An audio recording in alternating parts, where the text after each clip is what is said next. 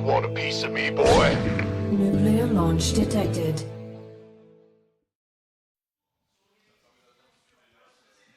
Hello everyone and welcome back to Nation Wars 4, and we'll be continuing the day with our fourth matchup, which will be against between Denmark and Brazil. Right. How do you feel about this series coming up? I don't remember what I put as my prediction, but I think I said Brazil would win. Yeah. But very close. I think Brazil has one really good heavy hitter, and then Eric's actually pretty good follow-up. But Denmark actually has... I like all three of their players. Yeah. So Bunny, obviously, like if he's in form, he's in really good form. Lillikeen is in better form than before, but as always, like that kind of wild card guy anyway. And then Space Marine's pretty good too. So Yeah. I think, as you said, we've got the big heavy hitter for Brazil, but then the two other players are not at that level yet.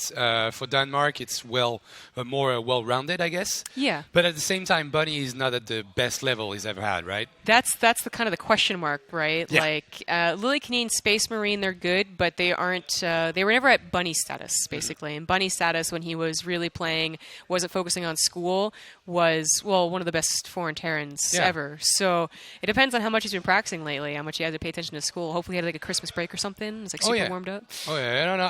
I've got a pretty much like I have faith in Bunny. I think he can always like show up in those kind of matches, and he's also a guy with a lot of experience and not gonna be like scared or anything of playing against Denmark. So I guess that's one of the closest matchup that we should have today. We said that about Ukraine versus Russia, and then the 4-0 happened. So I don't know, like maybe just telling that it's gonna be a close matchup is gonna eventually end up in a 4-0. No, I could see Kalazur just taking a 4-0 win over Denmark.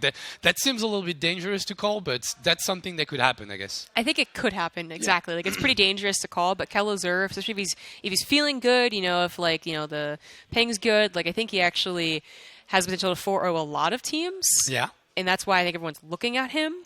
But Denmark has, as you said, a well-rounded team. So, worst comes to worst, and at Lillikeen does his cheeses.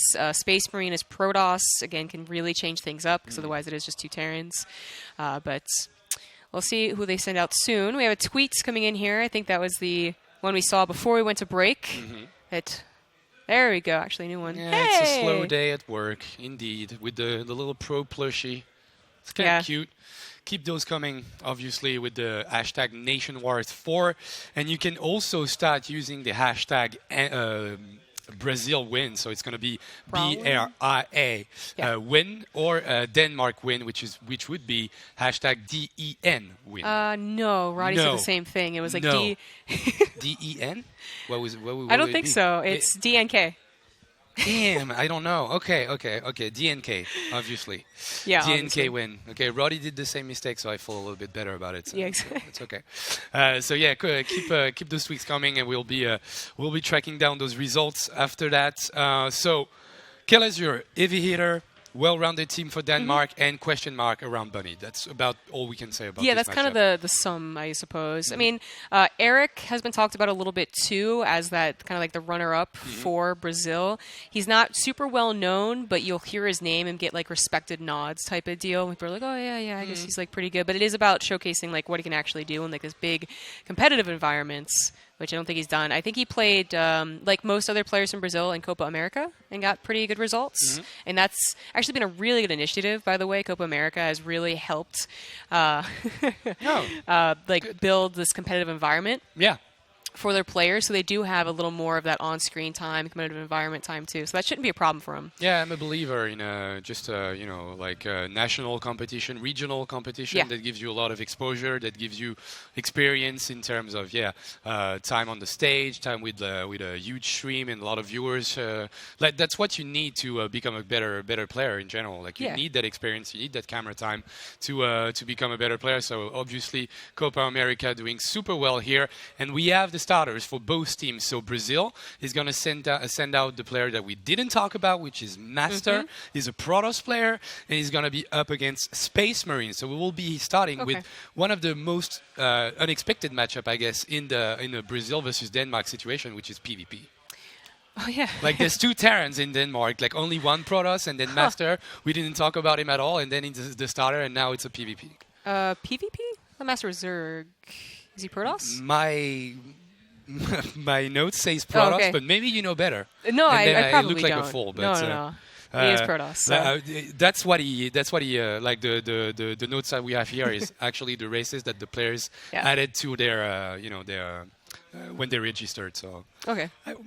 maybe you missed that one. I don't know, but should be a PvP, and if it's not, then I look like a fool, but that's okay, I guess. So Brazil has 1 Terran, 1 Zerg, and hopefully 1 Protoss. So they've got like all the races covered, which is not the case in Denmark. 2 Terrans and 1 Protoss. Yeah, it's going to be kind of difficult to get like one of every race for your 3 teams, 3 players on your team. But if you do, then that is going to be really well rounded. So we'll see what happens with this PvP. We were talking so much about everyone else, Bunny, Lily, Kellizer, and all them, because of course they're the ones that everyone knows. But it's been interesting, I guess, too, like the first series of the day, watching the teams and their decisions who to send out first. Yeah. And I wonder if some of that has to do with experience gaining, basically. So they don't want Kellizer to potentially 4-0 and not get the other 2 team members any experience, or if they really just want to test out their opponents first. Like, which one is it?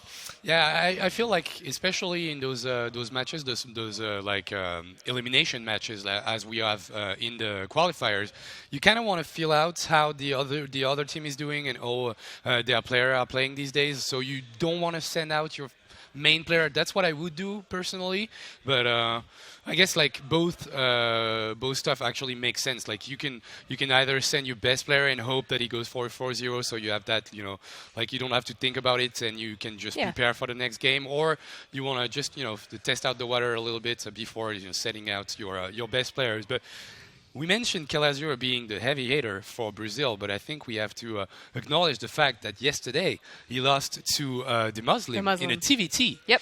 And there's 2 Terran players in Denmark's lineup. So yeah, that might have been an off maybe? day for him. I don't it may have been a really on day for the Muslim, who we'll be seeing later for the UK, but I'm not sure. I think Kellizer still has a bit of like wonkiness. Instability. Yeah. Sometimes he will look super great, and sometimes he'll go up against good opponents basically, and just actually falter. But the point is, even though he's a little still unstable, he has been rising so steadily throughout the last 2 years, especially in 2016. Not quite the heights of Euthermal's rise in 2016, but still pretty close. So if he just feels good is basically what I'm saying. Yeah. I think he will take on the Terrans, no problem. I think his TVT is usually pretty good. What about his TVZ? Like he's not going to be able to showcase his TVZ. He's infamous triple Rax Reaper every game, right? That's what he does. Super famous 3 Rax Reaper. I think that's going to be back pocket for if they do advance on. That's going to be something to use, especially against all these European and American players who are like, oh, 3 Rax is the worst. Like it's so good. I think he's really looking forward to that. But no, not going to be able to use it against Denmark unless he really wants to cheese in TVT, which is possible.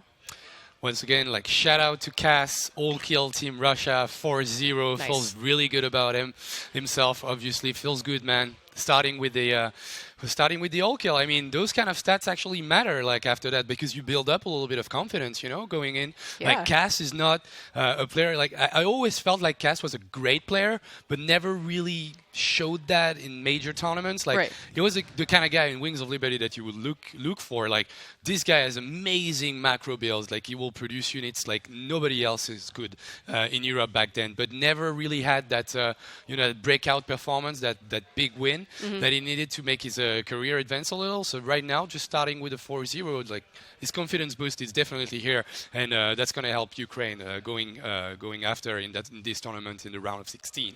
Yeah. And obviously, we will be doing the group drawings tonight. After all the matches are done, we will be going a little bit longer and take care of those group draws, so you can anticipate which kind of matchup we will have in the round of 16.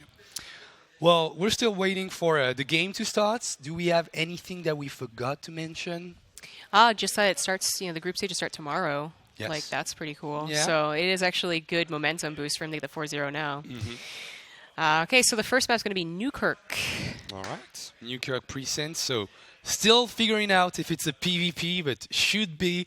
So not that much to say. I would argue in a PvP matchup. I mean, the map doesn't really tell you a lot in mirror matchups, and probably the most in PvP. Like in ZVZ, you could argue it's a 2-player map. You can scout. Like you won't be surprised by attacks like this. But I wouldn't say in PvP that the map influences styles that much. Yeah, I think there's something you said about like closer spawn distance. Spawn distance was longer, but it's usual for any matchup. But yeah, otherwise, I think mirror matchups are always going to be like more stylistic. Do I like this map or don't I? As opposed to, of course, the racial imbalances that you might think exist. But we just do not know much about Master. And his style of play. Unfortunately, Space Marine PvP is actually I think it's the least common matchup that I cast, or that anyone really does. I think it's also been reported that like it's really hard to find PvP on ladder as well. So we don't really know what the styles look like for these individual players, but generally, especially in the last couple of months, it's really just come back down to Blink Soccer Disruptor, and that's kind of it. Whereas maybe 6 months ago, there was actually a wide variety of styles. Yeah, cool. Quicker transition for sure in PvP, but we'll see if that happens in this game.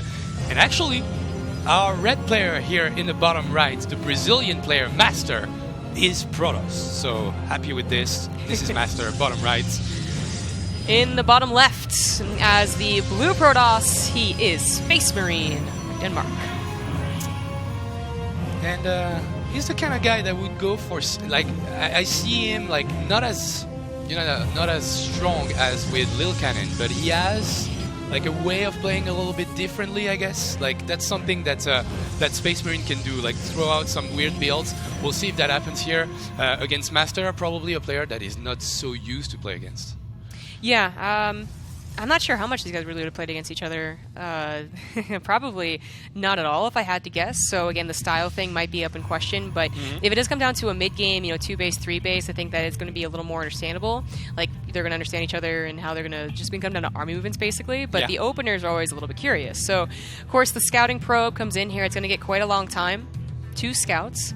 I guess, by the way, Blizzard had that hot fix earlier today, so finally the production tab was fixed. So we see the collector's edition pylon, not just a green space. Nice. Right? Yeah, looks good. Looks good.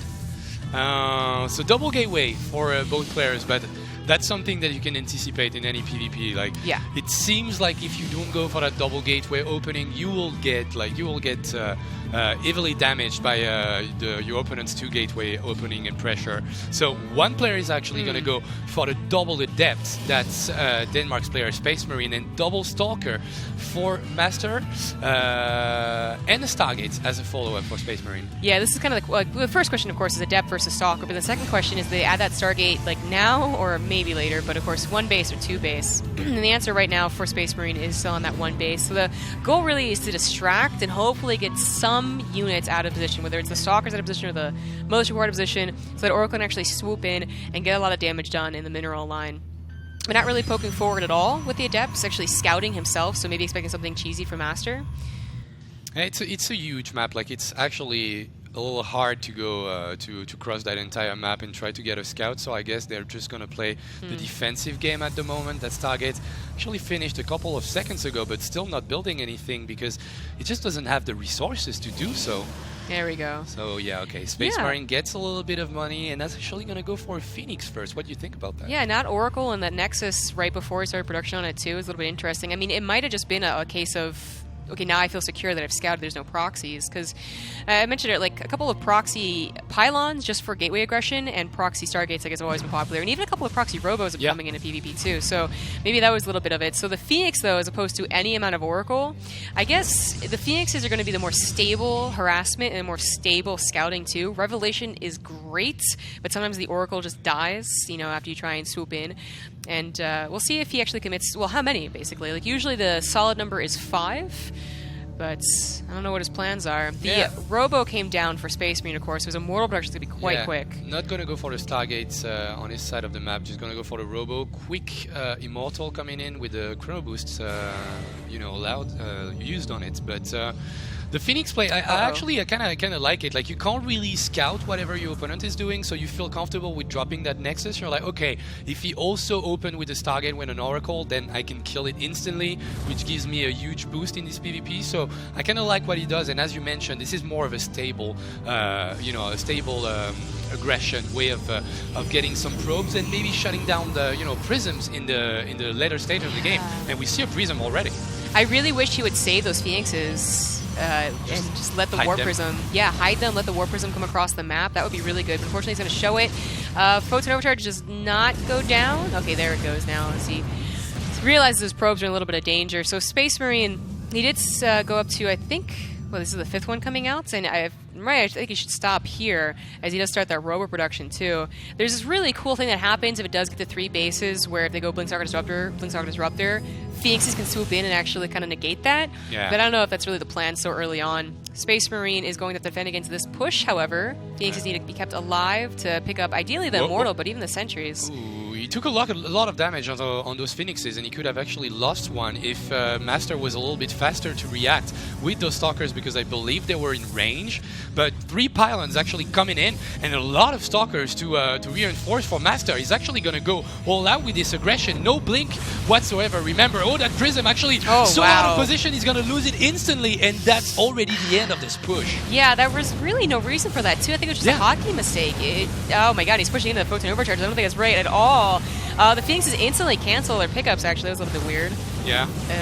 Actually, micro mistakes going down on both sides, but I think that Space Marine maybe still getting the better.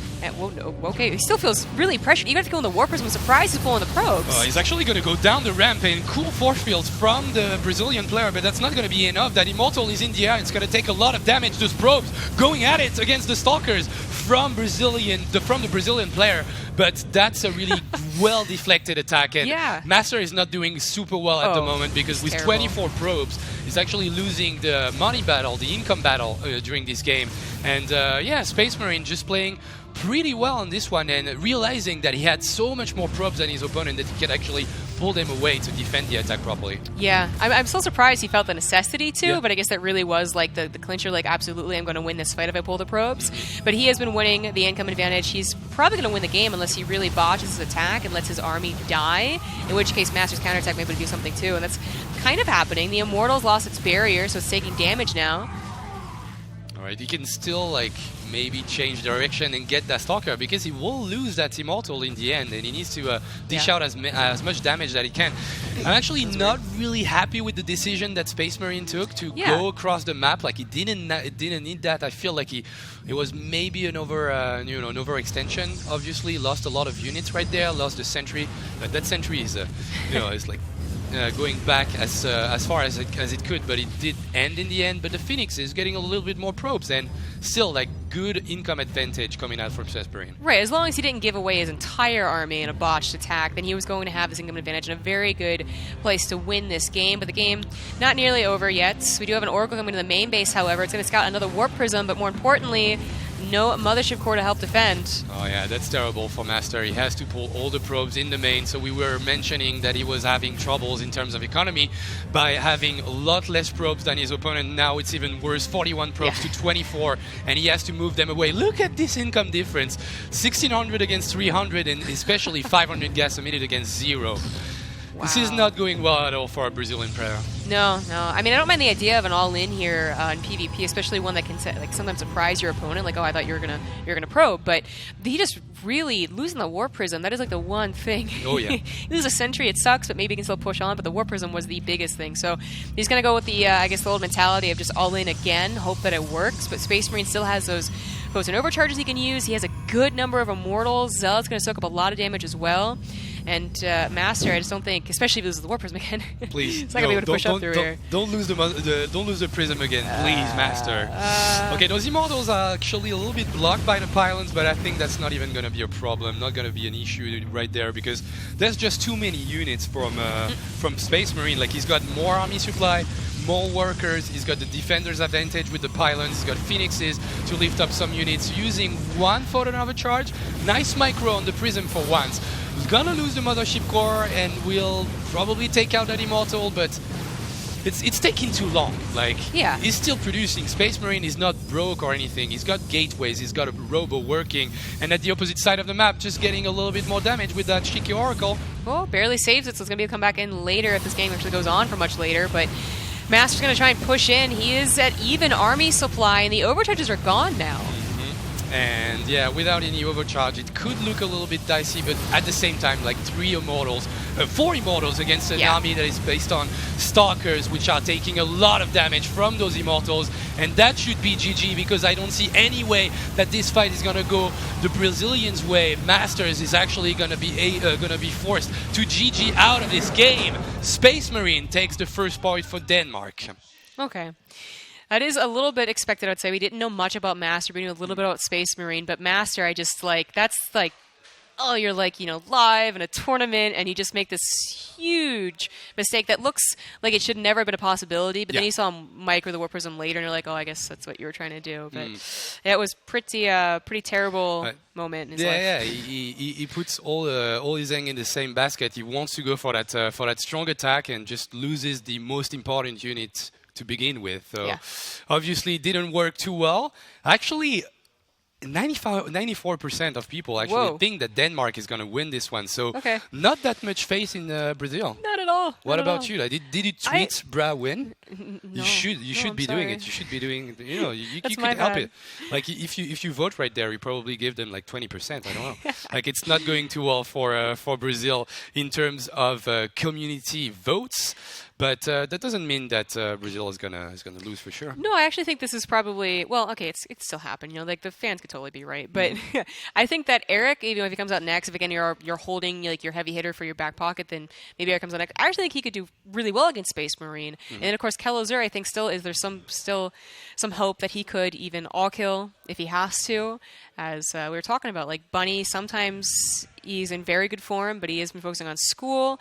Lily Canine usually doesn't do very well in mirror matchups. His cheese has kind of been figured out as far as that goes, but next up is going to be Kelazur. Okay, so that might have just been a case of Kelazur saying, well, I want to know what race my opponent is before I come out. And now that they know, he's probably going to feel a little more confident. Yeah, you can anticipate way better. Like you're being sent out against a Protoss player, and probably you saw him play just before. You're like, okay, I think I can take him out. I'm pretty sure that Kelazur and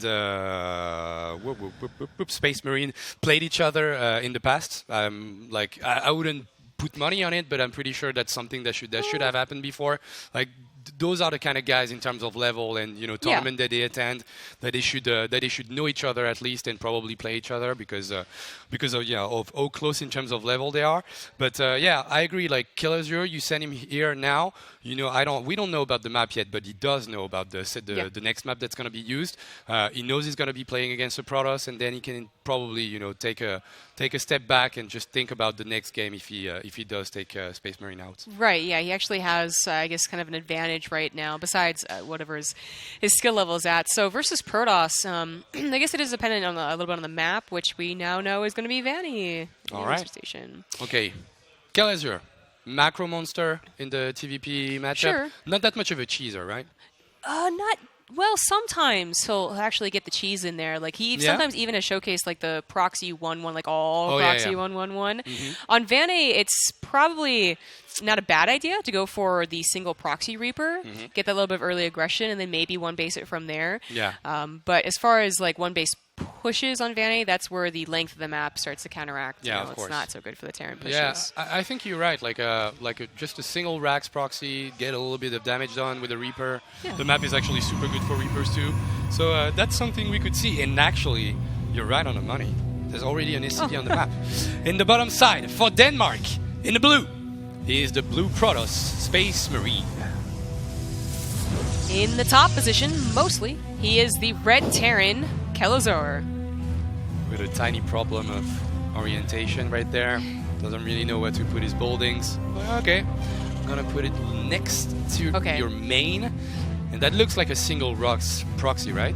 I would anticipate only the single Rax proxied, and I would say a command center, but most Terrans have been, it's been this way for like the last 4 or 5 months, just going for the one base, even if the map doesn't necessarily play that well to pushes later on, but we might see Liberator harassment. But more importantly, Space Marine, knowing how common this is going to scout.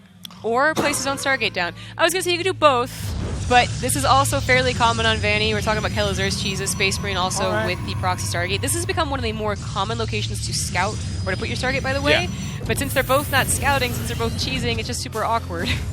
Oh, okay. I thought for 1 second that he would actually Right. lift the barracks and put it in the main. That would have been like so crazy, but no, just gonna go for the Reaper, the single Reaper. Like maybe he lifts the barracks and then produces Marine in the main and go for a quicker factory or something behind it. But no, this is a cheeky game. Proxy Stargate, obviously, like that's what it looks like. Maybe he goes for something different. Yeah. Cybernetic Score is gonna finish, probably gonna go for the Stargate, and then a Proxy Reaper at the opposite side of the map. But that's a problem for Space Marine. Oh, no actually, way. gonna go for the Robo. Oh, I was just Lol. thinking like a Stargate could absolutely wreck Kelazur's day, especially if he doesn't open with a Widow Mine or Cyclone. Or he just sends it across the map, basically. But a Robo really changes things up. That adds so much more time to when Space Marine is actually going to be able to do any damage in return. He's just going to take this damage. The second Reaper's on the way, too, and that Photon Overcharge should be dodged. And he's going to have to wait so long before he can use his Robo. And what is he gonna go for? Like Yeah. Quick Prism or Immortals? Like it's like we've seen some really weird proxy builds, especially in Underdogs or with the French player in general. Like we've seen like double Robo proxy with like a lot of Immortals and Prism at the same time. Actually worked quite well. But what's funny to me in this game is that with those two players going for super aggressive proxies, they haven't really scouted, you know, like with the probe, didn't see that there was no racks and the factory starting, so he could have anticipated that there was a proxy racks. And at the same time, Kelazur, I don't think he scouted that fast that there was no nexus.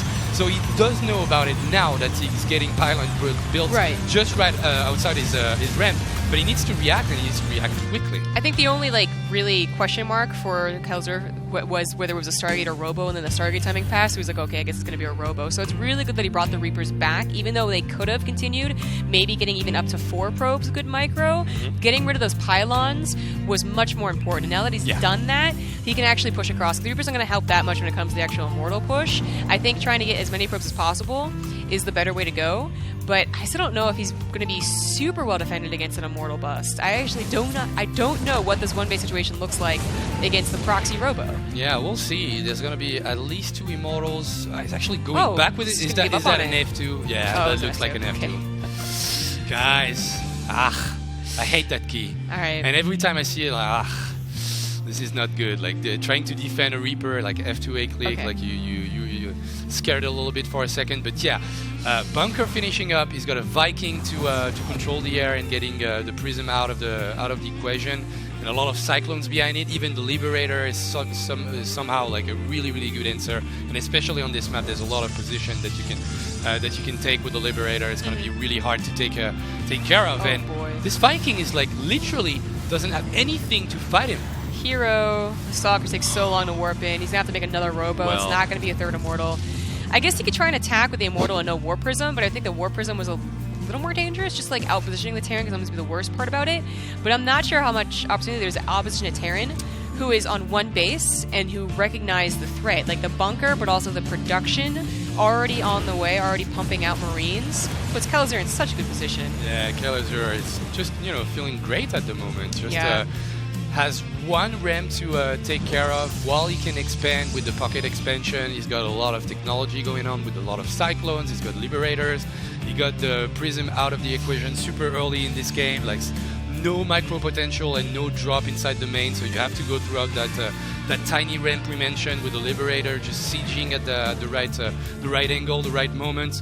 Kelazur just playing a pretty great game at the moment. Just realizing how much pressure he was under, and now just expands and has, in general, just a better army and a better transition. I think if he expanded before Barracks, maybe there's a chance, especially if the War Prism lived, that the bust can still happen. Yeah. But the War Prism dying and his extra production earlier, I think there's no way that Space Marine does anything. So his best bet was to take a Nexus. Unfortunately, it was pretty late, still not even done. And Kelazur is getting the time-intensive upgrade, the stim right now, which is the most important. Because if he had to leave the Barracks again, that would have been even farther off. So this is just too good of a setup defensively, and all he has to do is wait for stim and Medivacs, and he could do pressure. And he baited a Photon Overcharge too with the Liberator right there. So, and I guess he might be able to find like a proper position to siege in. He's gonna go for it, but that Stalker can move away. Space Marine on it. Space Marine is gonna lose that first Stalker. Just a little bit sloppy on this one. Unsieging for a second, but that Stalker doesn't have the proper DPS to take care of it. He's gonna be able to unsiege and just wait his sweet time and go back at a moment that that mineral line is not defended properly. But we can see the difference. Like the instant he had the prism, you've got the high ground vision. You can push away some buildings. You can destroy a little bit of units that come in near the cliff. It just makes a whole lot of difference. Gonna go with a Phoenix to tank the shots from the Viking. This is new meta. It was super cool, but I'm just like, it's two Vikings. I don't think it's gonna work out that well. The Cyclones can deal with stuff pretty quickly as well, and maybe if he had surprisingly got all of his army into that natural base, it's a big enough army to take on the positional units that are out of position. Yeah. But it was just a depths. So now he's still kind of stuck, not doing anything. At least he killed some SCVs. 6 SCVs, bringing them more towards an even place here. But of course, the real problem is that Kelazur's army is bigger. It's going to be better with Stim and Medivacs. And Space Marine's going to need to eventually just leave and go home. And even then, that's not a guaranteed defense. Yeah, and that's the moment it's going to be quite hard for Space Marine to weather a storm, because there's going to be, as you mentioned, a lot of high-tech units, Liberators, tanks, Cyclones. And now he'll be able to fill up the gap in his army with a lot of Marines, with the Stim and Combat Shield finishing up. +1 is going to be out in like 40 seconds. Everything is lining up super well for Kelazur, but he's also like heavily supply block. 86 out of 86 with like 600 minerals in the bank. Didn't drop a cooldown depot yet. Actually building another CC and a lot of depot. I think that supply cooldown was from earlier, because he's still stuck at 86 out of 86. So not being able to produce a single unit for about 45 seconds, which is quite bad when you think about it, because that's the thing that that Space Marine needs to climb back in this game. I was gonna say both of them there were supply block around the same time, so it was like kind of an evening of it. So but the point is, the tech is still on the way. It really was about getting that Stim as fast as possible, because without Stim, very unlikely Terran's going to push forward. They're going to give in Space Marine a lot of time to get even a third base. Can like fit it in and then hopefully get the production in time, but no. With Stim, it's a little more questionable. This drop was also questionable, as he knew the army was going to be there, so that wasn't really a good use of the first attack, but it's about the second and third attacks. Eventually he's going to bring this tanks too, because of course, eventually, Space Marine has to expand. 2 base Protoss is just not what it was in Heart of the Swarm. Legacy of the Void has made it much harder. Yeah, and once again, we are getting closer and closer to that 10 minutes mark, which is the moment you start losing some mineral patches in your main, which means your overall income just goes down a little bit, and instantly double job towards that third Nexus, getting the cancel on this one, but still keeping Space Marine on 2 bases, and more than that, like, he needs that third base, but he also needs to have his army outside of his base if he wants to fight against tanks and Liberators. If you're closed in your main against tanks that will shell you like from super far away, with Liberators sieging every single position, that's like the worst that could happen to a Protoss player. So he needs to get that ground back, that third base ground. Yeah. He needs it, and he needs it fast. Yep. And he's not really properly defending it. His army has moved from the natural to the main, but never to the main to the third, so another cancel goes down. I kind of like this decision to go for Templar Archives. Maybe some Fast Storm will be truly surprising, but they don't help with the tanks so much. That is still probably #1 problem for Space Marine. Gonna try and catch the army a little apart from the reinforcements, but not quite doing it. Okay. This is a pretty good maneuver. It's gonna cancel or stall the upgrades, but unfortunately even with charge, just not able to do enough, and Kelazur's gonna continue the push. Yeah, 6 SCVs is not enough, and Kelazur just grouping up his army once again, and now going to be able to take a tremendous position against that third base from Space Marine.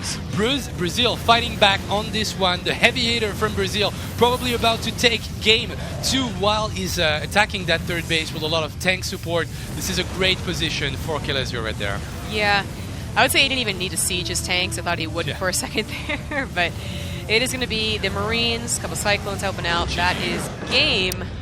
Yeah, takes it back. Super standard game, I think, like taking the advantage earlier in the game. The Viking positioning, getting that prism out, like that build is not going to work for you, like never. Nah. You're going to lose that robo, not dealing any damage, not getting the depots, not getting the stim or anything.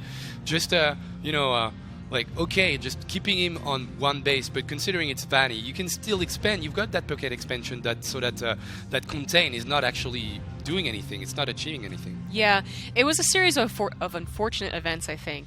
Whereas it could have been the same thing for Kelazur had things gone a little bit different. But no, it was all about Space Marine not able to do what he envisioned in his mind, basically, every single time. More prisms, immortals, expanding. No, it didn't happen. Yeah, and the macro wasn't perfect from Space Marine either. Like he got supply block quite a bit, didn't defend properly his third Nexus, so obviously didn't have the economy to fuel all those cute Protoss units that could have made a difference. And as you mentioned, there was only one way for me that I see Space Marine taking that game was getting Quick Storm and getting the greatest storms of all time on all those Marines, and then the Charge Zealot would have made the difference against the tanks.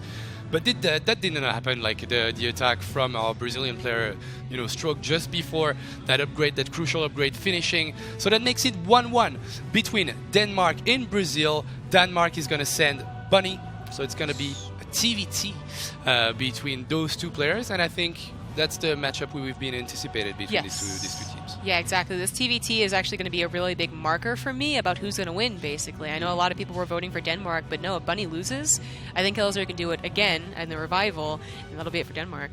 All right. So this game 3 between Kelazur and Bunny is going to be after a quick commercial break, 2 minutes and 30 seconds. Send your tweets during the break, and we'll be there in a few moments.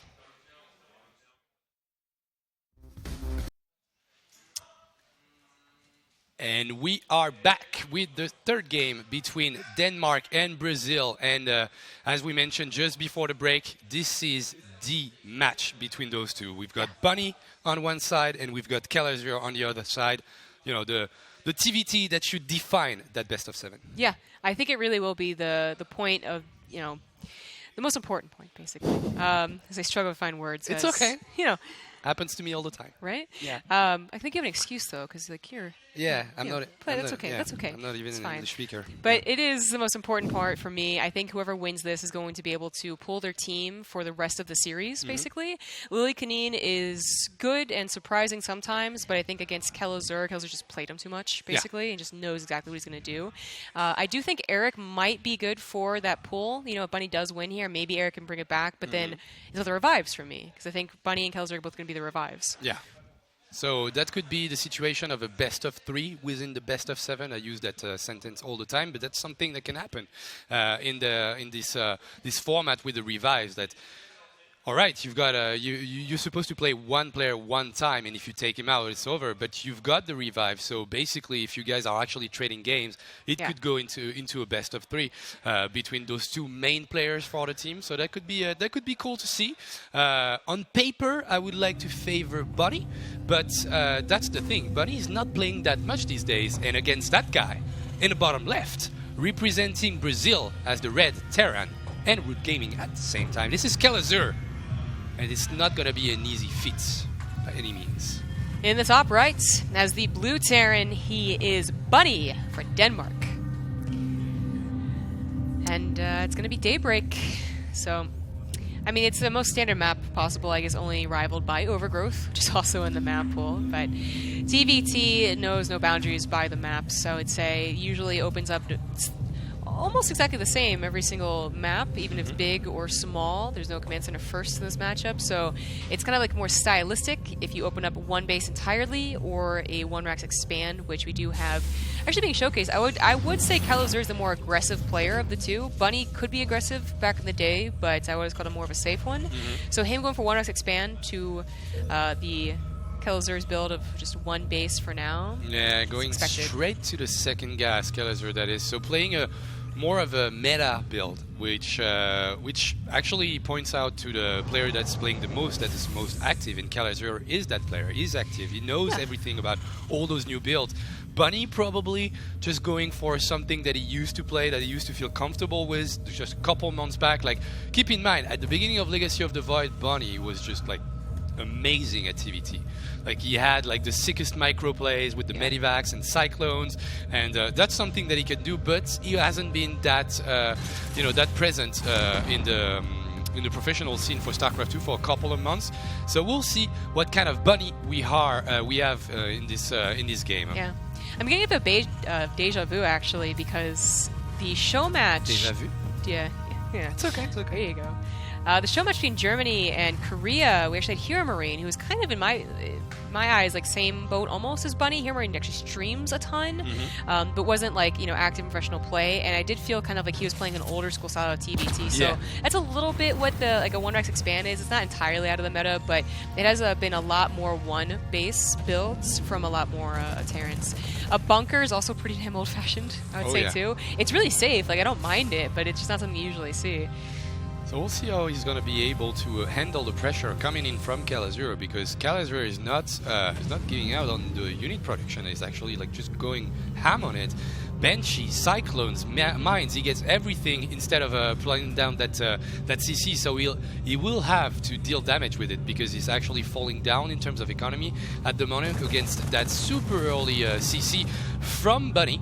Gonna circumvent around that bunker, as we mentioned. Like that bunker is old school and also cannot move at all, and those two Reapers are actually gonna find a way to go inside the main. Calazur are making a lot out of those 3 early units, and right now there's nothing to defend in the main. Even the Cyclone destroying that depot.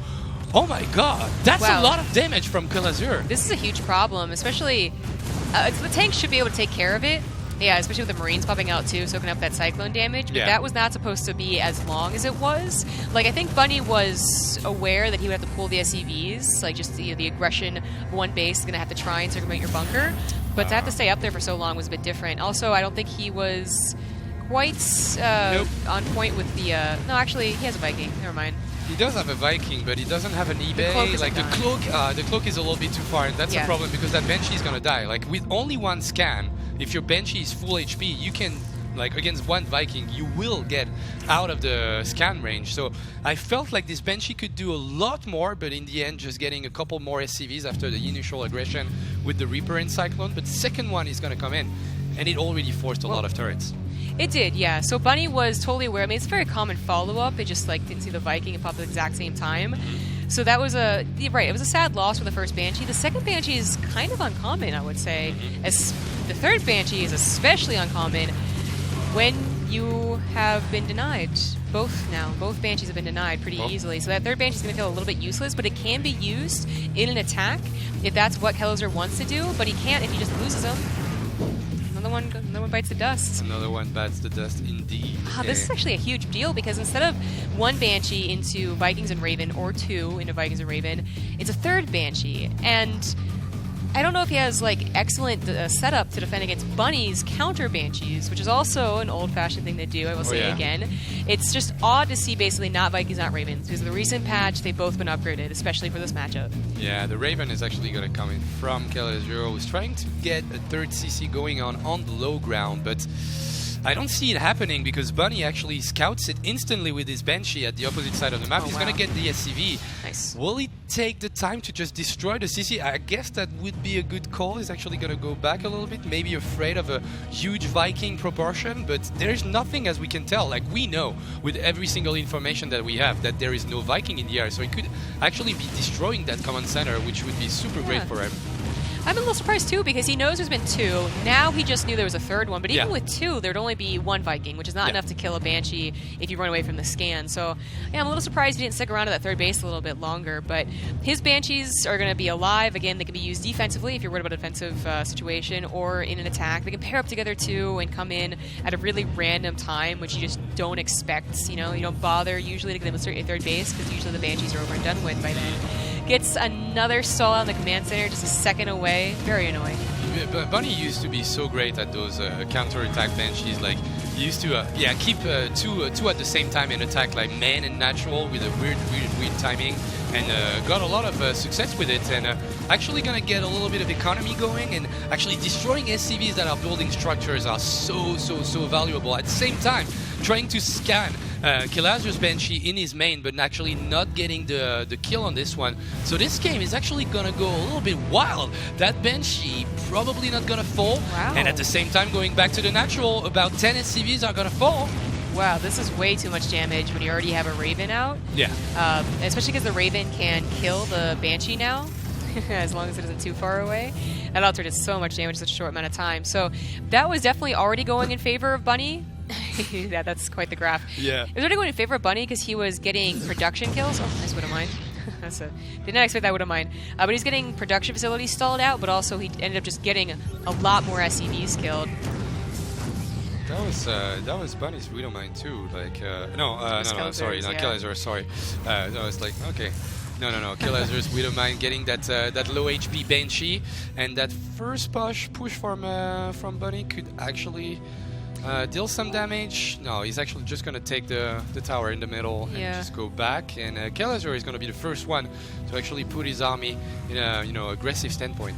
Right. I mean, it's pretty dangerous for both parties right now since Stim and Combat Chills aren't quite done, and they both don't quite have medevacs, I believe. So basically, if there was like a serious mistiming, you could have been in trouble. So pulling back even for a couple of seconds could have been important. But Killazur did not go towards that middle. He knew our opponent's army was there. He went towards the south and is going to try and get a very good position without Bunny seeing, and he might just get it. Killazur is finding a perfect opportunity here. Bunny still is not pulling back. What a great play by Killazur right there, just circumventing everything and every position, and now he's going to be able to siege 4 tanks in the middle of the natural base. Bunny is going to steam in. He needs to take care of those tanks as soon as possible, and he's actually doing so. That's pretty nice, but that's last tank, is it gonna fall? Yes! The last volley from Bunny's tanks are actually gonna do the trick, but Killazur just got himself a really nice supply lead on this one. Yeah, that was a bit of an interesting micro battle right there, since Killazur pulled his Marines back. I mean, he didn't want them obliterated by the tanks, but usually they're soaking up some Marine fire too. So, I mean, there's a lot of things going there, but the point is Killazur was pushed back. Bunny got that decent concave too, so even like 2 Marines ended up being too much for the tanks to take on. The only problem, of course, now is that his 3rd CC is not down, unlike Killazur. So that is the biggest problem by far. Bunny's also down 13 SCVs, and his army really isn't that much better for it. Yeah, not that much actually. Can we take a look at the unit stop just for a second, just to know a little bit about this? Okay, he still has 5 tanks to the 2 of Killazur. So that's the moment he wants to make something happen. We can see him load a lot of medivacs, probably gonna go for a doom drop towards the main. I think he wants to kill, and he wants to kill now, or at least deal a lot of damage. He's gonna be dropping that 3rd CC. Oh, there's a lot of tanks in those medivacs. I don't know that he wants to do that. He's actually hiding those to the scan of Killazur.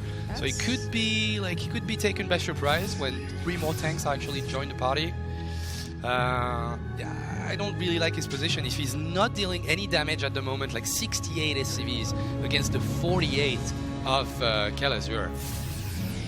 Yeah, Killazur pretty importantly kind of keeping Bunny off the idea of a doom drop in the main base, and now he just unloaded all his tanks. He's just going to do a good old-fashioned push in the middle, which is something that Killazur can absolutely defend with, even if he is down.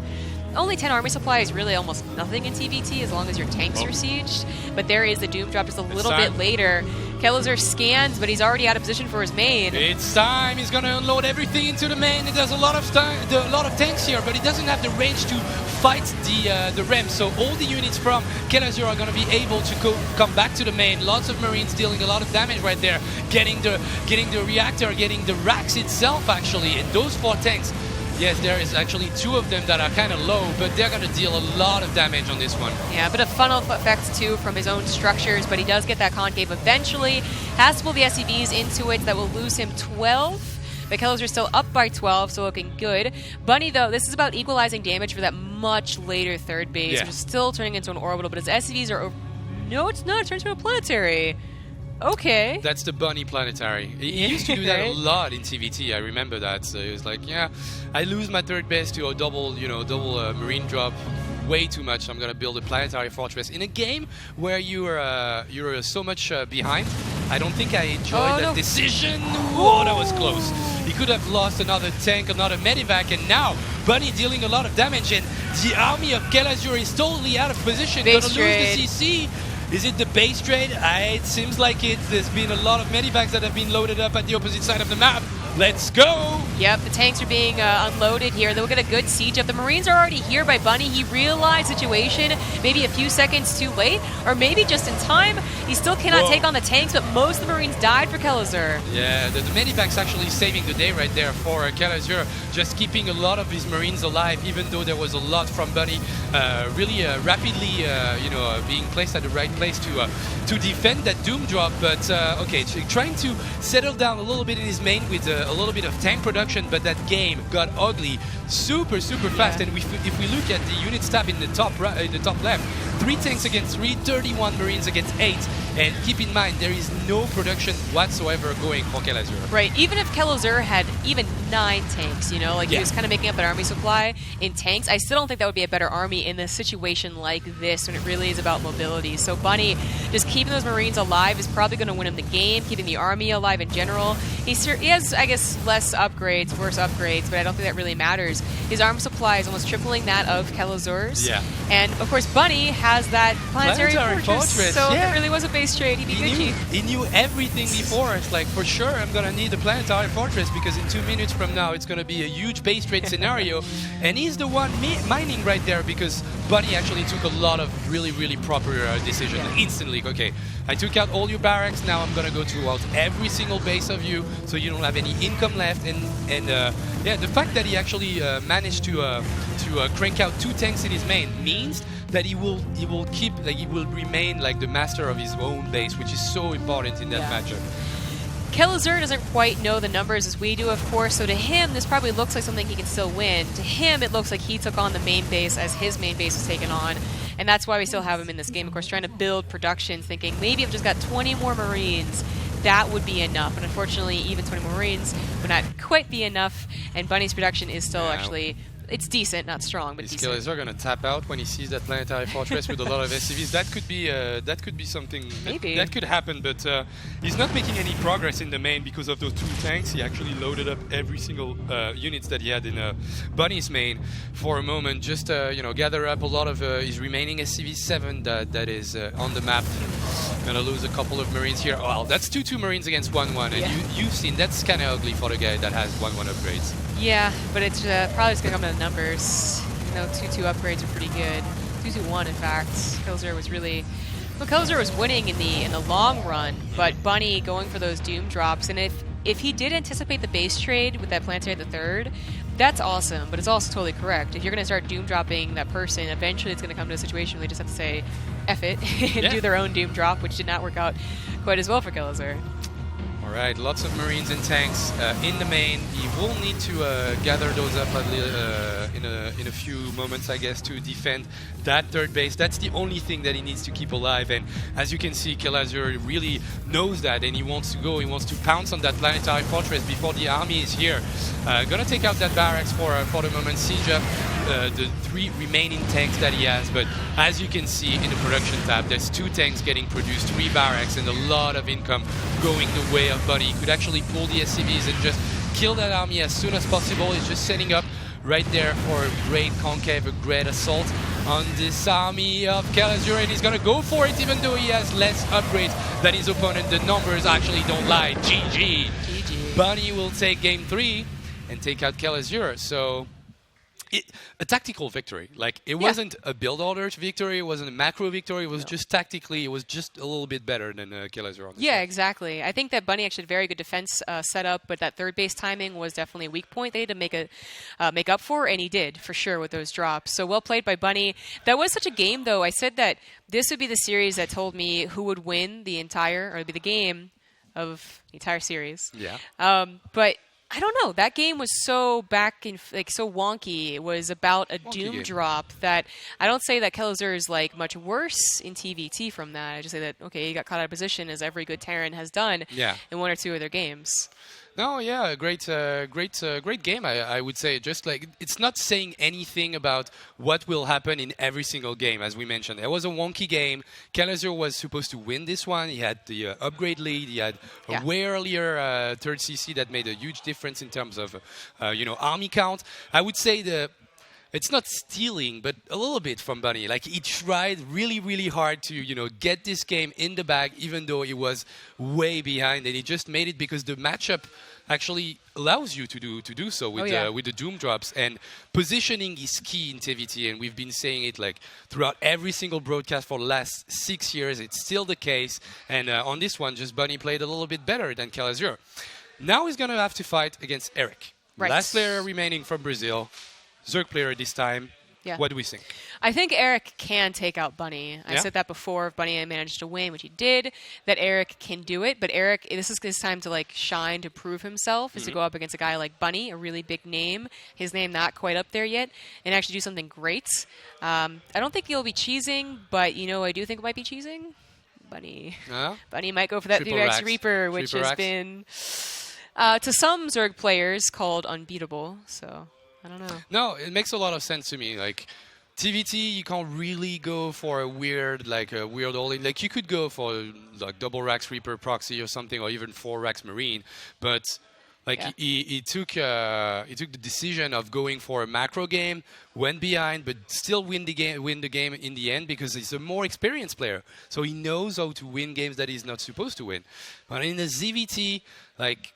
I don't think you can outplay tactically the same way that you can do it in TVT. So ZVT, I think the proper approach for a player like Bunny would be to go 3x Reaper. I would bet on it too.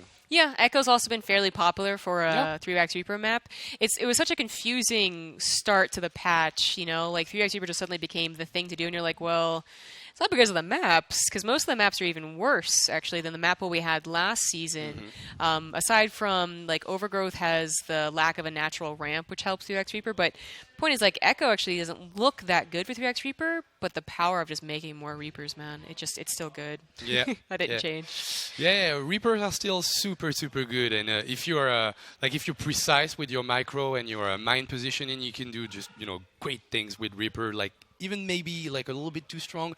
Some people would argue. Saya says, I cleaned the complete house, made my laundry, finished a paper while watching Nation Wars 4. This tournament makes me productive. Well, that's actually kind of cool. That's not something that we hear a lot. Like usually people are actually, my exams are tomorrow and I've been watching Starcraft for 24 hours now. Thank you guys. I'm going to fail because of you.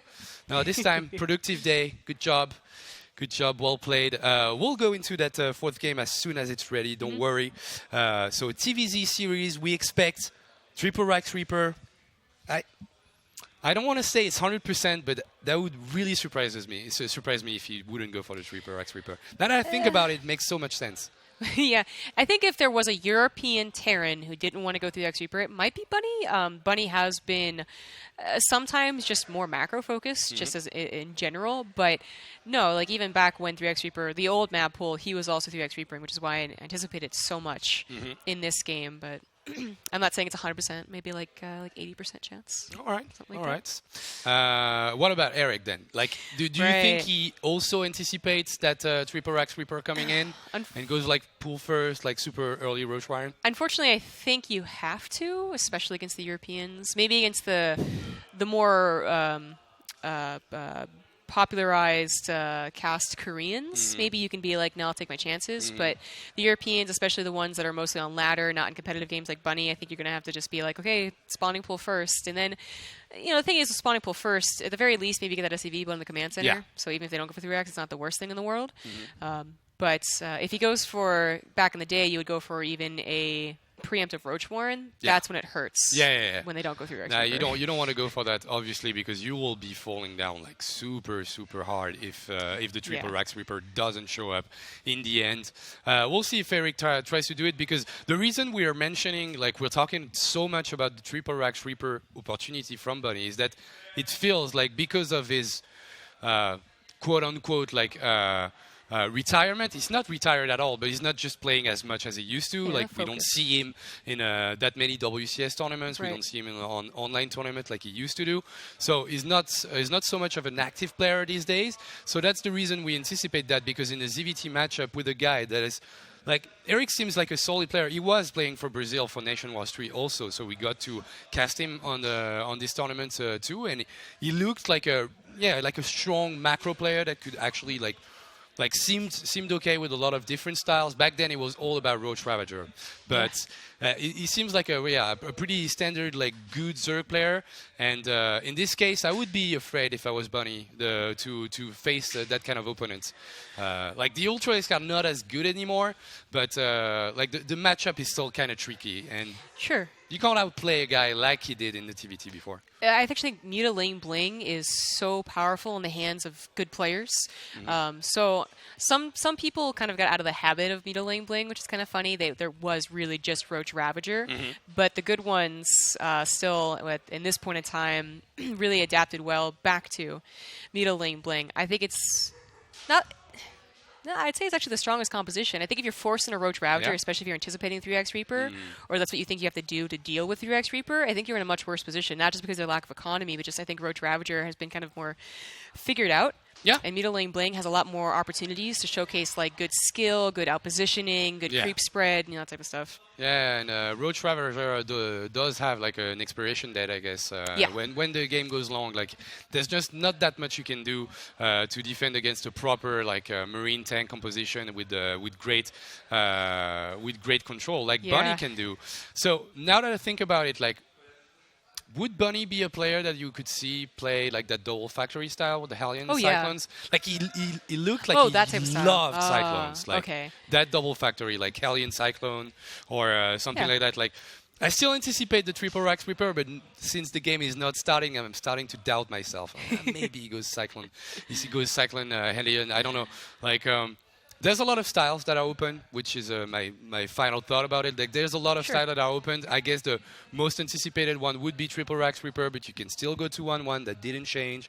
Bunny was, of course, really, really good with it, which is the case for any top terrain like Bunny is.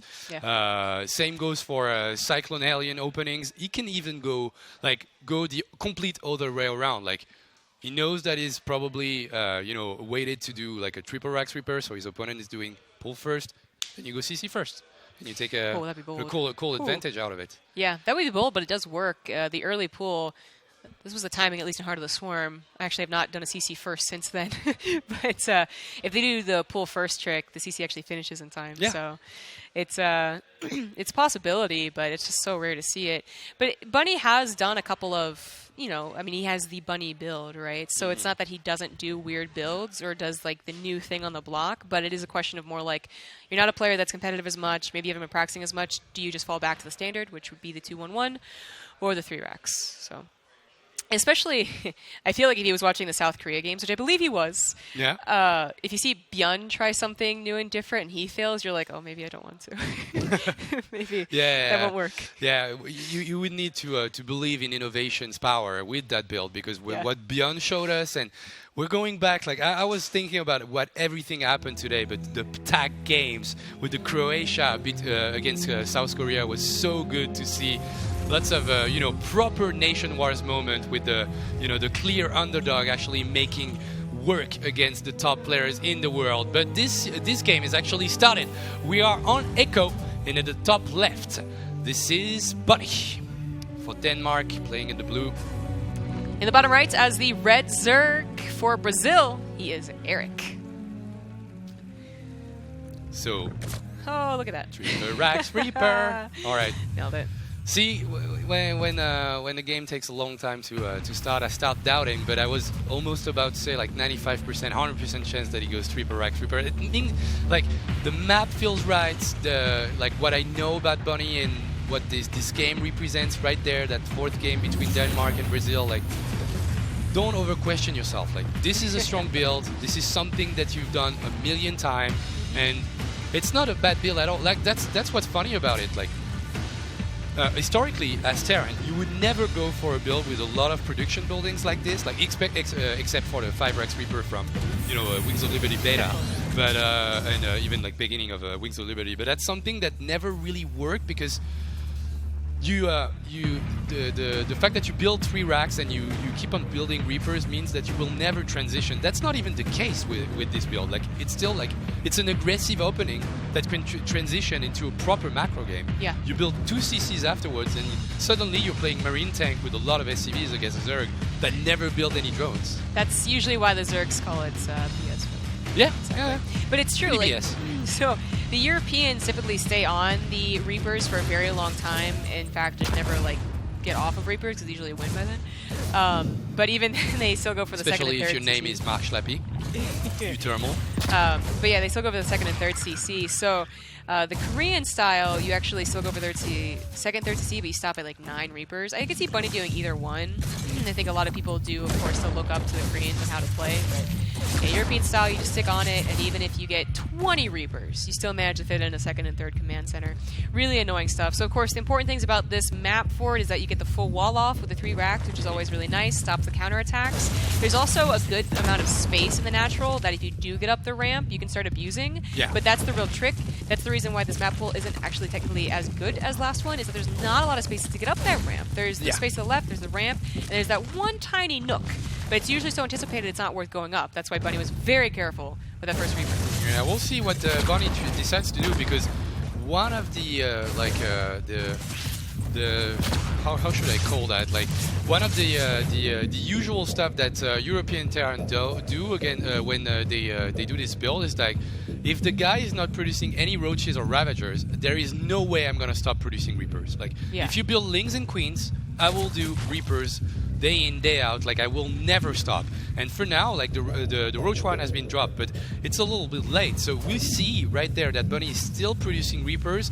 He also has like the proper positioning for him, because in terms of positional imbalance, in a way, you can't decide where your add-on is gonna go. So if you're in the bottom, you can't really produce your add-ons because they're gonna be super vulnerable. On the top side of the map, where he is, where Bunny is, this tech lab is actually kind of safe. So everything working out pretty well for him. And if we take a look at the worker tab, 28 drones against 28 SCVs. Bunny's actually feeling kind of great on this one. Like, didn't deal that much damage, but forced so many links that economy-wise, Eric is not doing nearly as good as he should be.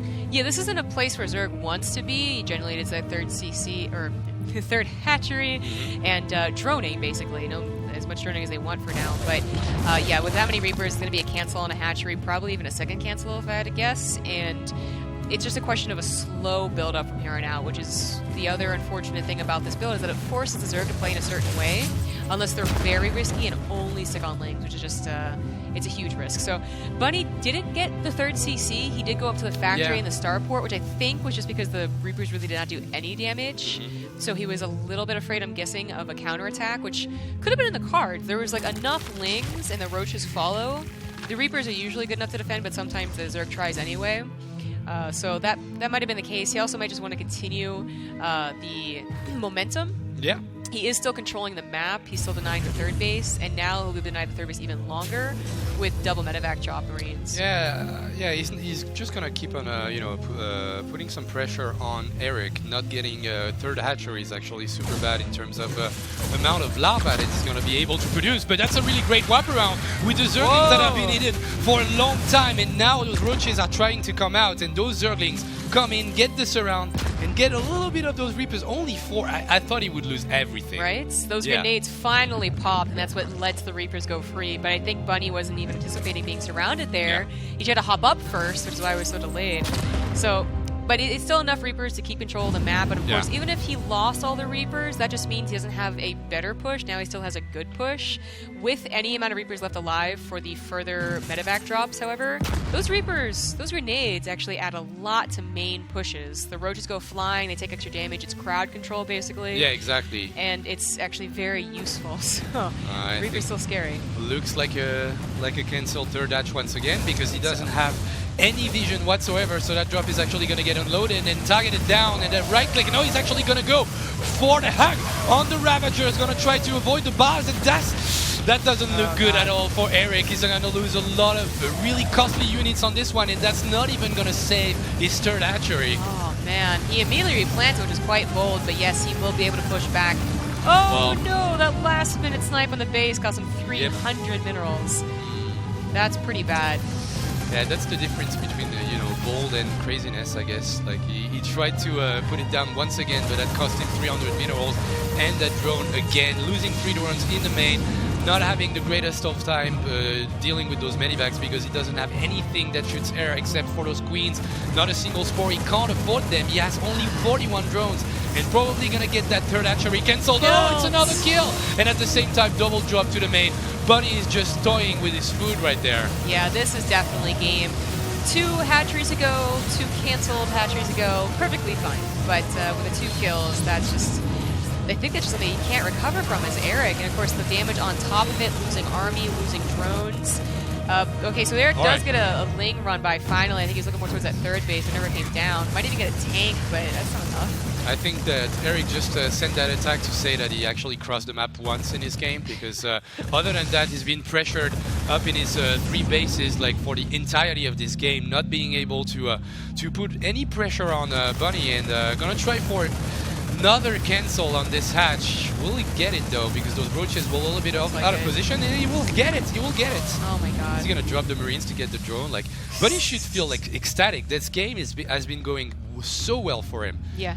Ever since he started like multi-dropping from left and right, like everything has been super crisp for him. Like realizing that he could take some fights and some precise points. Like those Ravagers I can kill, those roaches if I target them down like perfectly, I can take the fight on this one. Just playing perfectly, like, to be honest, throughout that series. That's what really started it all, was just the fact that there's 3-4 less roaches with that first attack.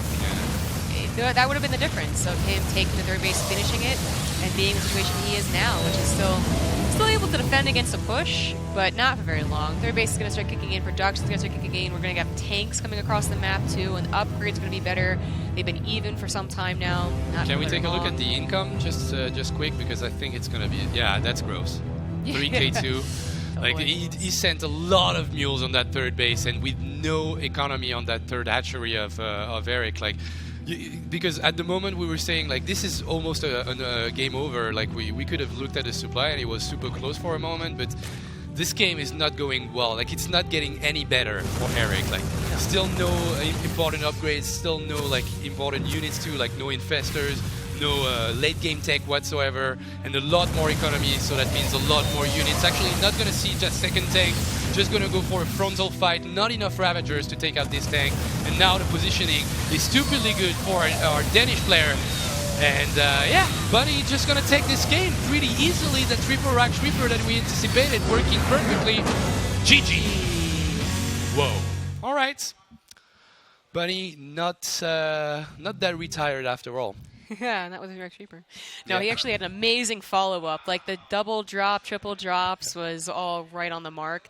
Eric, I mean, yes, he did start to fumble, you know, but that was actually a lot more, I think, to Bunny's credit for the follow-up, as it was also just the difference of a couple of roaches. It's too bad. And I actually feel really bad for Eric, who I think had a good opportunity in Nation Wars to showcase that he can bring his team, not just Kalazor, but he gets 3x Reapered, which forces you into just sometimes not even the style you want to play. Like, some Zergs are actually very uncomfortable with roaches in general. I don't know if that's the case for him, but point is, it just forces you in a certain way, and I doubt he'll be the guy revived, so it could just be the last showing from him. Yeah. Well, depends if the revived player that we expect to be Kalazur, and it's actually gonna be Kalazur for Brazil, if Kalazur can bring it back, like entirely, and get all the players from Denmark to lose one after the other. Like we said, that Kalazur had the skills to do it. Now he has to do it. Like, his first game against Bunny, he looked super confident, super well, like macro-wise, everything perfect, great upgrades, great third CC timing. In the end, just got, a little bit, outplayed, I guess. Well, outpositioned, for sure. Outpositioned, yeah. Out-doom dropped, I guess, out-memed. Anyways, that's going to be our fifth game, and to know if Brazil is still in the run for Nation Wars 4, you guys will have to wait for a couple of minutes as we go into commercial break, and then we will return with that TVT series between Bunny and Kalazur.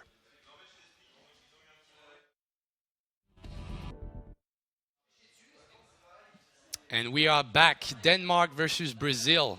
And Brazil in a bad position, had to revive Kalazur, and now Kalazur has to take out all the remaining players and probably Bunny a second time if he gets revived, because the Danish player, the Terran player, is actually playing super, super well. Yeah, Bunny still, he seems to be in form, which is a good sign, not for just the next match, but also the rest of Nation Wars, as he is, I think, the leader of his team. Still Lily Canine as well left to defeat if Kalazur can take this game here, but I really don't think Kalazur will have a problem against Lily Canine. So it is more about the Cal versus Bunny. And we are already in game. Our our rhythm has been pretty great for this first day. As we mentioned, we've got a lot of games going on today, so we need to go as fast as possible. So that game 5 is already on the way in the bottom side of the map, bottom right to be precise. For Brazil, it's his only hope, Kelazur. Last hope for Brazil. In the top left, as the blue Terran, he is Bunny from Denmark. And Bunny has an opportunity to actually send a message. Guys, I'm back. I'm ready for Nation Wars. And I was talking about it like off screen. But last year's performance by Bunny in Nation Wars 3 actually looked kind of shaky in the TVT matchup. I remember 2 games against Uthermal, against Netherlands, where he was in control of the game with the third base going on, like kind of the same situation that he had with Kelazur, and eventually thrown the game away by being at the wrong place at the wrong moment while he was getting all in by Uthermal. So just happy to see him, like, I would say, more confident in his skills and just going for something like, yeah, he was down and out against Kelazur, but actually made it work with a crazy base trade. So just happy to see that coming from Bunny, a player who I enjoy watching play. Yeah, a lot of interesting things to say about this map, this game. First, Whirlwind being the map, like, just increases, I feel, the chance of a base trade or wonky games like tenfold. I really lives up to his name. And then, of course, the build they both have chosen. So this is the same order of things that happened on Daybreak, but Daybreak is 2-player, kind of a medium-sized map. For Kelazur to go for a 1-base build entirely, not even like a factory expand, but actually up to Starport, is very surprising to me. And the only reason I would think it would be good is that it would be surprising. Like, Bunny would not expect such early aggression on such a big map. But that's sometimes, like, it really, like, the size of the map really does play too much into or against the person who goes for 1 base. So I don't know if I really like Kelazur's opener here. I think Bunny going for the Command Center Reaper expand was a lot better. We'll see what happens. Actually, especially because Bunny went for the bunker. Kelazur did not do a lot of damage. Okay, so Bunny loses Reaper. Yeah, but he will lose the Reaper. He would actually, like, 100% would have lost it, because the second Reaper from Kelazur was doing the big circle to get him from the opposite side. But yeah, he doesn't know where his opponent is. So just walks in the ramp like, okay, I guess you're probably top left now. So he's losing a lot of time. And there was a moment in time where he could actually have dealt a lot of damage because of that Reaper getting killed. But once again, good old style bunker with 4 Marines, and that Hellion, those Reapers, like, if he doesn't go with all 3 units at the same time, he will lose all of them. I mean, I was going to say, Kelazur didn't even do damage on Daybreak with this opener. Well, he did okay amount of damage. Yeah. But it wasn't really like, oh my god, this is so worth doing it again type of damage. Which is another reason why it's questionable. But another reason is that the bunker is on top of a ramp. So, yeah, you get a few extra shots in. I guess the Hellion soaked that up. There was a slight difference from Kelazur. So he does still manage to get 2 Reapers and a Cyclone back there.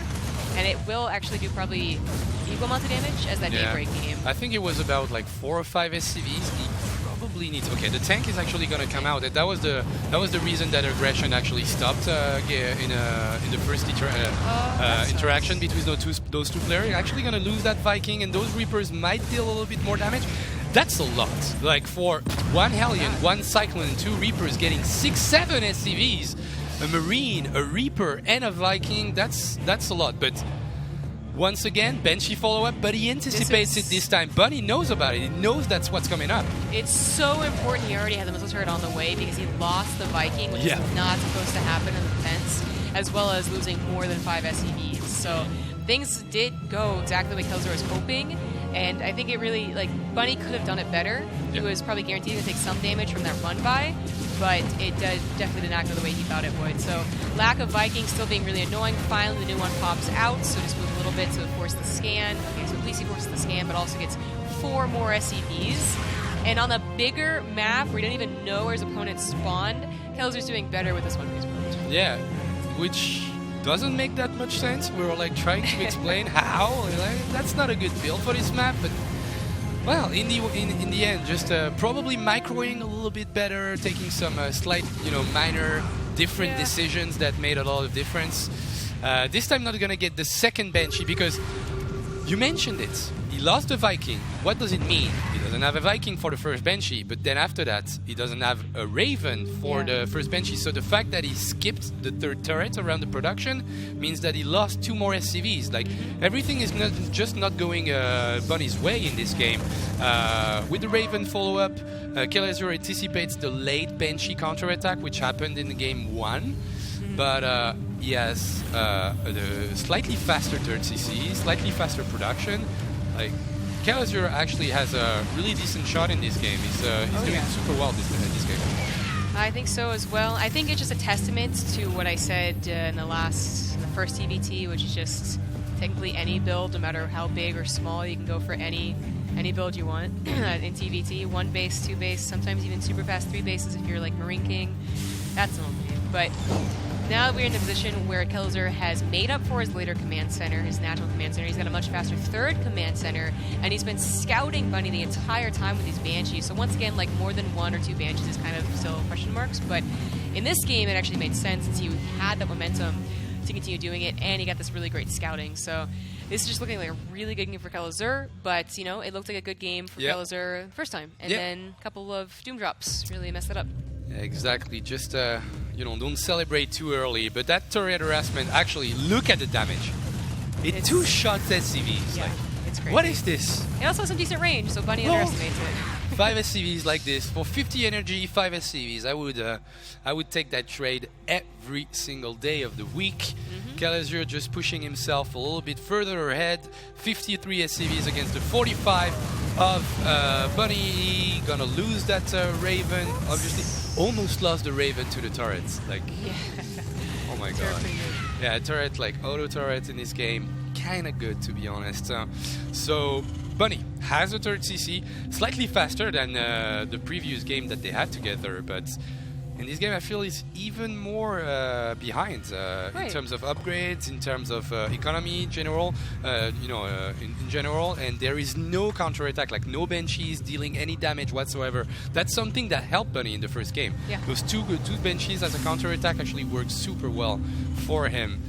This did not happen in this game. I mean, he had a faster third CC, but it wasn't on location, so it kind of feels like a same time CC as in that Daybreak game, which he had to make up for, and in this game, has to make up for. Down the SCVs, down an army, and Kelazur taking control over the map, too. So, I was going to say, the Raven dying was okay, that's a mistake. The Raven dying was also a bit of a mistake from Kelazur. He probably should just pull that back immediately, because that can be very helpful when it comes to main engagements, if you have the micro to, tab over the Ravens. The most obnoxious part about a Raven is that it takes the priority on your hotkeys. Oh, yeah. Anyway, and it also could have been continued harassment, which now, of course, Bunny feels comfortable doing. So a couple SCVs maybe distracts Kelazur for a second, but it's not stopping him from pushing. Yeah, the trade is not as good as before with 1 turret for 5 SCVs, this time 2 turret for only 4. But the positioning that Kelazur is actually trying to achieve right there could be super good, but scans in, sees that there's already 3 tanks in position, doesn't want to take that fight. Gonna split a couple of Marines to get those 3 scouting Marines that have been split from the original army from Bunny, and Kelazur is gonna try his luck on a different side of the map, actually going towards the right, getting another scan, sees that there is nothing on the ramp, gonna put those tanks in and maybe steam towards the natural, not gonna go for it, but setting up some kind of contain right there. Yeah. Big reinforcements coming through for Kelazur too. He feels confident in his defenses. He has a center tower up.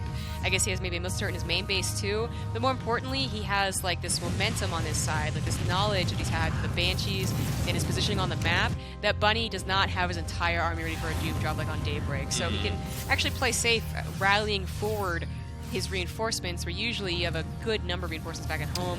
Maybe you get busted, and not going to happen here. I think Bunny's just kind of stuck where he is. Yeah, Bunny is stuck, but at the same time, Kelazur is not achieving that much. I guess, like, the third base has not been lifted off or anything. He's controlling a path from the natural towards the third from Bunny, but not, like, the tanks are not in range too. So Bunny reacted really fast, and that actually helps him in this game because nothing's happening at the moment, which actually works in Bunny's favor a little bit, even though he forgot the +2 armor on his Marines, and that's gonna sting at some point. Yeah. Like he's got the +1 armor, but he just started researching +2, and now he sees that he didn't send the +2 armor. Plus he doesn't have that +1 tank either. Oh, yeah. I do really like that Bunny went for the double drop. So again, not a doom drop necessarily, but certainly enough to kill a third base. That's an orbital, which it is for Kelazur. Or just, you could maybe get the reinforcements and really start a snowball effect, but Yeah. Kelazur has been rather consistent. He's bulked up about 20 army supply and then moved out, 20 army supply, then moved out. So he does have enough in the natural. Still going to get a lot of SCVs. Yeah, this is going to deal a lot of damage. The counter attack from Bunny with the double medivac getting dropped outside of range is actually going to get the orbital. That's terrible for Kelazur, who actually has already a 4th TC building, but this is as much damage as you could get for that double drop, and even saving a couple of Marines, giving out some more SCVs. And as I mentioned, Kelazur not moving at all. It's not like he's pressuring with like added Liberators, considering he has Vikings or anything. Like he's just waiting and not doing anything. And Kelazur, Bunny right there, just probably about equalized the game a little bit. Yeah, I think so. I think what happened was that Kelazur was like, oh no, I'm being attacked. Scan to see if he could push in, realized he couldn't, and that's why he was so delayed, because he had Marines with better upgrades that would have easily taken on that drop, and he had SCVs to kind of spare, since they're both on 4 bases, to repair it too. Yeah. And everything just went wrong. So now it's Bunny that's going to break. It's time for the Danish player. He's going to try to break that contain, and it looks kind of good at the moment, but there's a lot of units coming down from the bottom left side from Kelazur. But the tanks at top of the ramp actually going to push those Marines away, and Bunny killing that contain and not dying right after that, even though those Marines came out of nowhere.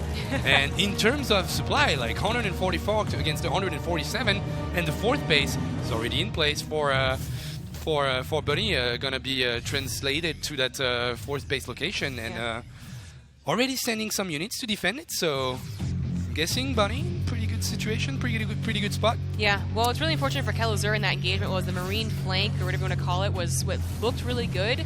The tanks were more important. So Bunny's tanks living, his tanks not living. He could not push forward anymore and take advantage of that little somewhat out positioning moments. But there's no medevacs here. Here they come now with the Marines. It's a little bit awkward. Liberator is going to be a pain to deal with as Bunny's army gets split here. Okay. Kelazur are going to pounce on that 3rd base, and there's a lot of Marines with 2-2. All those tanks are going to go down for free. And as I mentioned 5 minutes ago, that it was a pretty equal game. Well, actually, Kelazur is going to take that game 5 and making it happen for Brazil. Making it happen and keeping the hopes alive for Brazil to make it into the group stage of Nation Wars, because this game is definitely over. Yeah, it is. Bunny just way too far down in supply. I think he just got caught reaching to defend a 4th base, which I think if he just had his tank siege a bit better, maybe he could have held, but that was a bit overextension from him. Good game, Kelazur, keeping it strong for Brazil.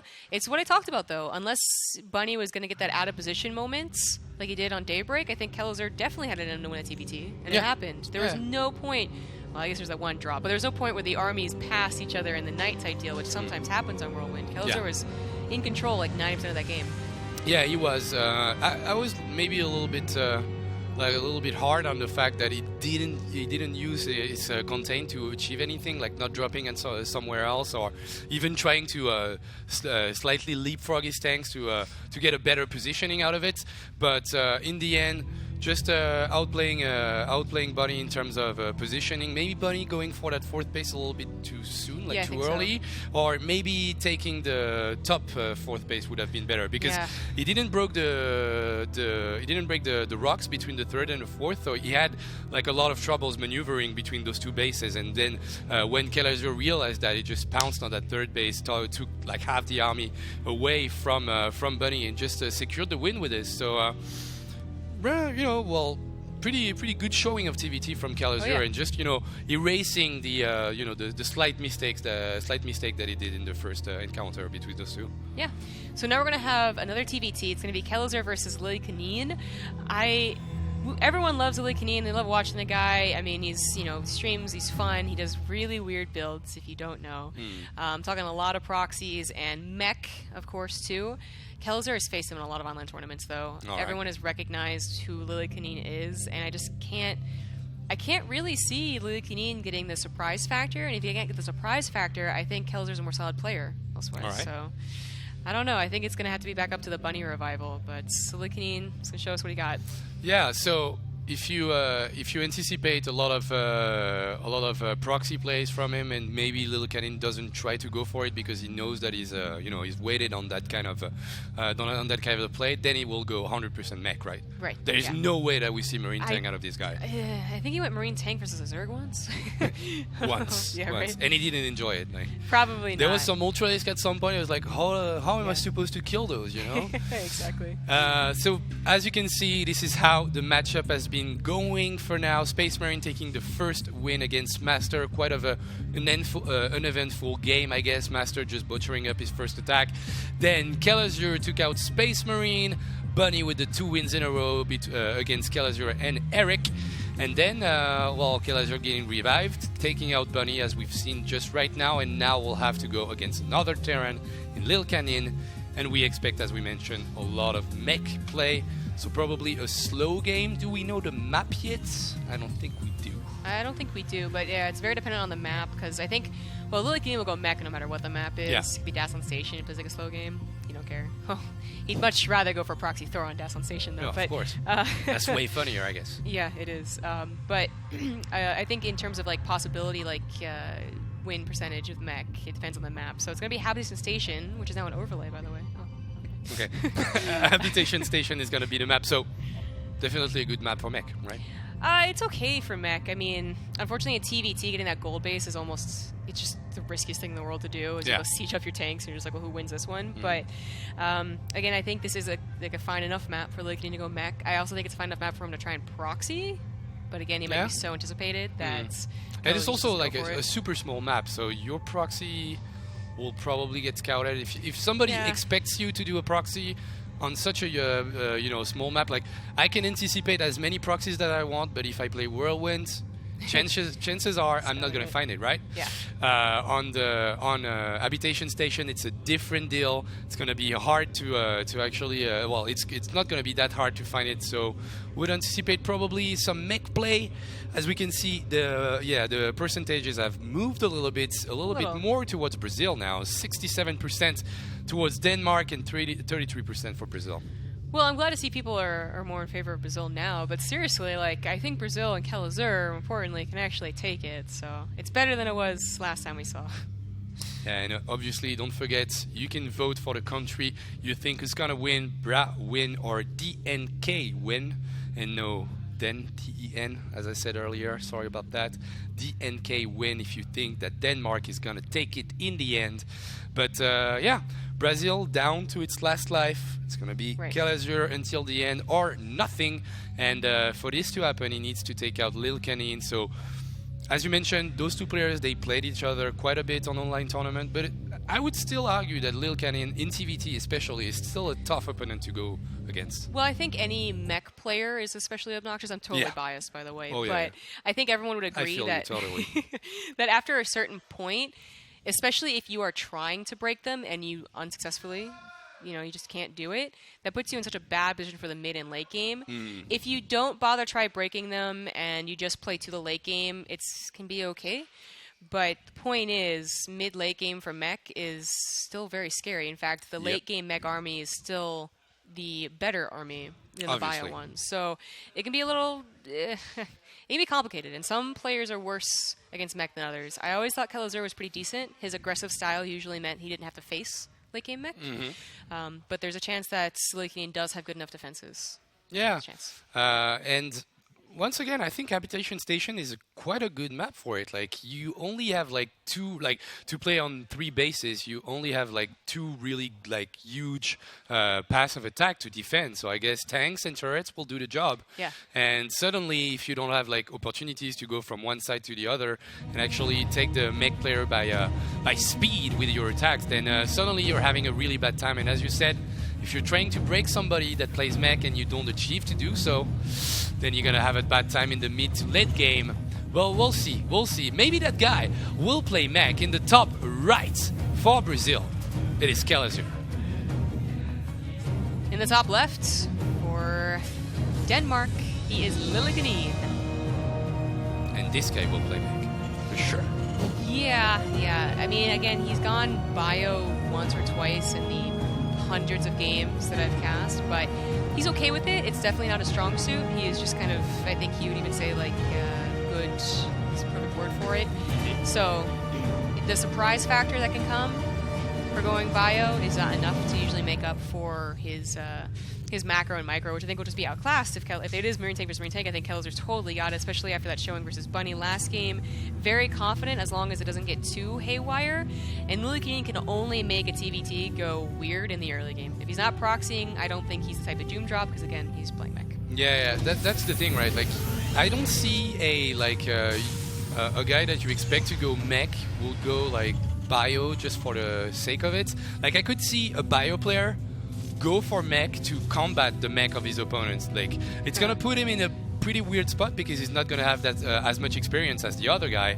But if you're a mech player, just use it. That's something that will push your opponents to do something about it because it changes totally the path of the game, like the path and the rhythm of the game. I wouldn't see Lil Canine just go like, yeah, I'm gonna go bio to do the same thing as you, because his mechanics, I think, are slightly worse than Kellezer. Kellezer is a pretty fast player. He can drop a lot and is really good with micro, with Marines, splitting and everything. So I'm just guessing Lil Canine goes mech, and then maybe Kellezer just goes for mech to follow him on the same path, or just tries to face him with a different kind of strategy. Maybe go for air transition quite early in this series. I think Kellezer has always, to me, just seemed uncomfortable going mech, even in the stages, because Kellezer has been playing technically for like 3 or 4 years, I think, but it only has really gotten good in the last year and a half. But yeah, even when it was you had to go mech, basically, I don't think he was very comfortable with it. So I do anticipate him going bio, but it is a question to me is like what type, because there is the aggressive drop, hope to break them, or there's the more passive go to air and hope to break them with Liberators and just superior Viking count. He is going for a one-base build right now, so obviously the first and foremost is going to be about the aggression. Can Lily Canine hold on and not take any damage? And I believe he can. I think his defensive stats are actually pretty good, and he is going for a defensive build right now, which includes a Widow Mine. He should be getting a Viking. If he goes for a medevac, then that's going to be, I don't know, confusing, but if he goes for Viking, it should be fine. The way he handles like his factory unit in the beginning already like blows my mind. Like, it's right? Hellion Mine into Hellion finishes, so it's Mine Cyclone, then Hellion Cyclone. Like, there's so much stuff that you can do out of a reactor factory these days that those combos are just like completely weird to me, but in the end just worked perfectly fine. That mine just took its place on the ramp and took out the first alien, so Kellezer totally in the dock at the moment. Right, and Lily Canine knows it's going to be a Banshee, so even besides the Viking, he's going to have, I think, a scan just in time, and the Ginger Bay is almost done as well, so he should be fine against that. I do say that sometimes Lily Canine does play the Cyclone variation of mech, even against Terran, which is not usually where you'd see it, but sometimes he does. And sometimes he does go even mass air. It's been more about tanks, though, from him in TBT to recent. What's happening is quite the shame, actually, to be honest, for Lil Canine, because he anticipated that Banshee, but just went a different direction and didn't get to actually anticipate that perfectly, and lost a lot of mining time, and even 5 SCVs now scans. It doesn't even get it just because his Viking was slightly out of range of this incoming Banshee. Just a sad beginning, sad start for Lil Canine. Yeah, there really should have been max maybe 2 SCVs killed, so 6 plus the Banshee gets away is really good for Kellezer. It can come back later, or the second Banshee can come back and see exactly what Lil Canine's doing to him in terms of composition.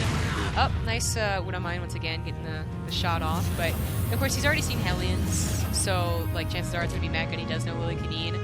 He's not going to go for the... Okay, there's a difference in production. All right, so he's going to just lift off his Starport instead of go for the Raven. I think trying to beat a mech player in the air war is totally possible, but it is usually something that is more of a transition later on in the game. Not just immediately right off the bat, you just assume you're going to lose. But here's where I wonder. So again, the Cyclone versus tanks is still something I'm curious about, but we can't quite see that yet. But more importantly, there is an all-in that includes mass Hellbat drops, which have been pretty effective when done, when you would actually find a mech player.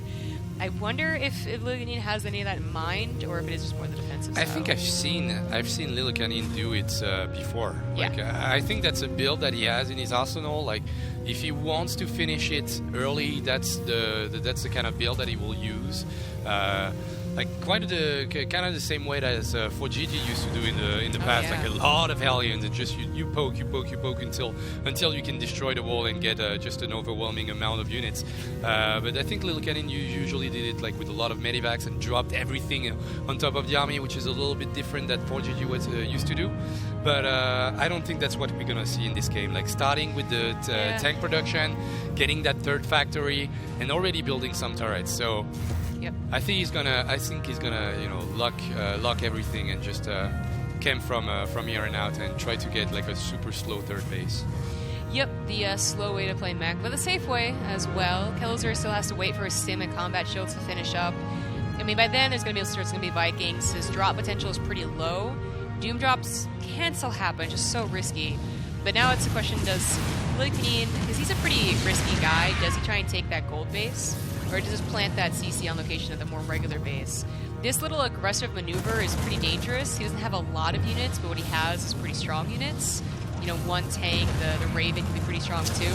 I just don't think he has enough, and the numbers are really going to supersede everything. Yeah, he's just gonna give that tank away in a couple of 100 energy actually on that Raven, throwing down 2 turrets that didn't do that much on this sequence. And Lil Cannon is really taking it slow. It's like he's adding a 4th factory, and I think like about 3 or 4 turrets in the main, which is a lot of money invested when you really do need a 3rd CC coming in, because he needs the gas. Like he can't really power up 4 factories and a starport out of 2 bases. That's just not gonna happen. Yeah. Pleasure? Already losing that tank is it's actually pretty brutal. As we see, he's just gonna push up here. The tanks aren't even siege, they're taking so much damage. The SCVs, they can be pulled back. Oh, no, they have to stay. All right. Unfortunately, they're going to lose a lot of them, but it looks like reinforcements from the Liquidine will just barely be enough. I can't believe Helzer's 2 tanks lived, by the way. Like, I thought that was the first thing they're going to be taken out. Yep. I'm just like, I did not anticipate that fight to go that well for Kelzer. I thought it was like probably a bad decision to go for that ramp, even though he scanned, he had the vision of what was on top. So he did make that decision with a clear mind. Like he knew what was on top of the ramp, but actually he just made the right call and traded a lot of bio that is not that expensive for more tanks and more SCVs, which means right now 53 SCVs against the 41 of Lil Cannon, so not doing that well in terms of economy. 3rd CC didn't start it yet, while Kelazura has already finished his. Had seen like a lot of racks, like two more racks, builds a lot of medivacs, and maybe would be the time to go for a Doom drop or something. The way that Lil Cannon has played this has been very odd. I think I see his idea. You know, with that first push, he wanted to abuse the small, shallow ramp on Habitation Station. Yeah. But Liquidine just, Killzone was already ready, so it was not a problem. And from then on out, he just wasn't in a place to have a good build, basically. Like, unless he had that contain, he didn't have a good time 3rd CC. His production would have still taken a long time, as he had to finish it. And it looks like a really weird game now. Like, Kelzer did even a lot more damage than he did. And he's done quite a bit, but it looks like even worse. Liquidine is just... I feel like he's already stuck on 2 bases. Exactly. Like right now, like I see two possibilities. Like the YOLO one would be to go for a Doom drop, like try to deal damage to the main, but there's nothing that actually pushes Kelzer to do so. Like he can slowly just get a contain out of this 3rd base and just preventing the Danish player to ever take it, because that base is actually super wide open, and against a lot of bio it could be a lot more difficult than anticipated. Actually, Kelzer is a little bit out of position. He could have been like way closer to that 3rd base, but maybe that's the moment he decides to pounce towards the natural and go for the throat and the factories. Up 40 army supply, up upgrades, and will get a decent concave. I absolutely think that Killzone there's no turrets here. Take the fight, but he just finds that one place that didn't have any missile turrets. He's actually going to drop on the only one that he sees. No, I actually sees the tanks, and he wants to drop on it. One tank and a lot of Marauders. Those Vikings and Raven not that useful at the moment, and gonna get some more economy. Not controlling the ramp at the moment, gonna get down. Like all those turrets are gonna get taken out instantly, losing all the medivacs. But if you can trade with a couple of tanks, that's already good enough, I guess. Oh gosh. Good micro. Yeah, well, the 3rd base is under fire now as the army... I mean, there wasn't much army to spread around in the first place. It was planetary, which is kind of funny, but it will go down with a couple of SCVs repairing. And it's actually been game for a while. The supplies were not nearly close enough for most of this game to really look good for Lily Canine, and I'm okay. I'm just gonna tap out right now. Le GG. Kelazur takes it, and we're gonna have to have a revive from Denmark, and that's gonna be another. Actually, is it the first game that's gonna go all the way 4-3? No, is it? I could have sworn we had another revive. Well, we had one revive from one side. We had a 4-2, but maybe not 4-3. That would be the first one. Yeah, I think it is all the way. Game 7. So probably a revive for Bunny, right? I can't believe it's anything else. Like. And then they revive Little Kenny. Like, did we miss something out of this game? Right? Because that was a bad game for Little Kenny. Like he wasn't able to do anything that he wanted to accomplish. Like setting up that slow mech, pushing in the beginning, maybe getting some damage done with the Alien drop that we've seen. We didn't mention it that much, but he wasn't achieving anything anyways. So no, he wasn't. Yeah. He's tried to be aggressive at odd times, which sometimes can work, but against such a solid player as Kelazur, it did not. And then his odd pushes really put him behind economically. Because I think, again, if he went for the slow, 3-base, missile turrets everywhere type deal, I think he actually will last a lot longer, actually. I think it might be a 20-minute game, but it is going to be Bunny. It makes, by far, the most sense. So currently their scores together are 1-1. This is the most important part. Best of 3 within the best of 7. That's what we anticipated from that series, and that's going to be the case. And because we want to go as fast as possible, we won't have a commercial break before that 7th game. So it should be starting any moment. We will know about the map and discuss that in a few moments. But everything down the line. Like, this is the last map. This is the last game possible. Once again, a TVT series between two guys that showed that they were kind of close in terms of skill. Kelazur probably, missing an opportunity to win game 1, but in the second opposition between those two actually made it clear that he had clearly the level to take him out. Can he do it again? Who would you favor here? I actually think Kelazur can do it. Yeah? I think it'll be 2-1 against Bunny at the end of the day. So. All right. Don't know the map. Maybe that'll change my mind. Overgrowth. Overgrowth. I was like, there's. Yeah. So. No, I still think that's fine. I think Kelazur just had a stronger showing in TVT. The pacing that he had in that Whirlwind game was just a lot stronger than Bunny's. Yeah. Yeah. Okay. Can see that happen. And even against Lil Canine, like he was playing super fast and all over the place. And when I think about this game, like Lil Canine, like invested so much money into those turrets, and eventually ends up dying to a Doom drop in his main. You're like.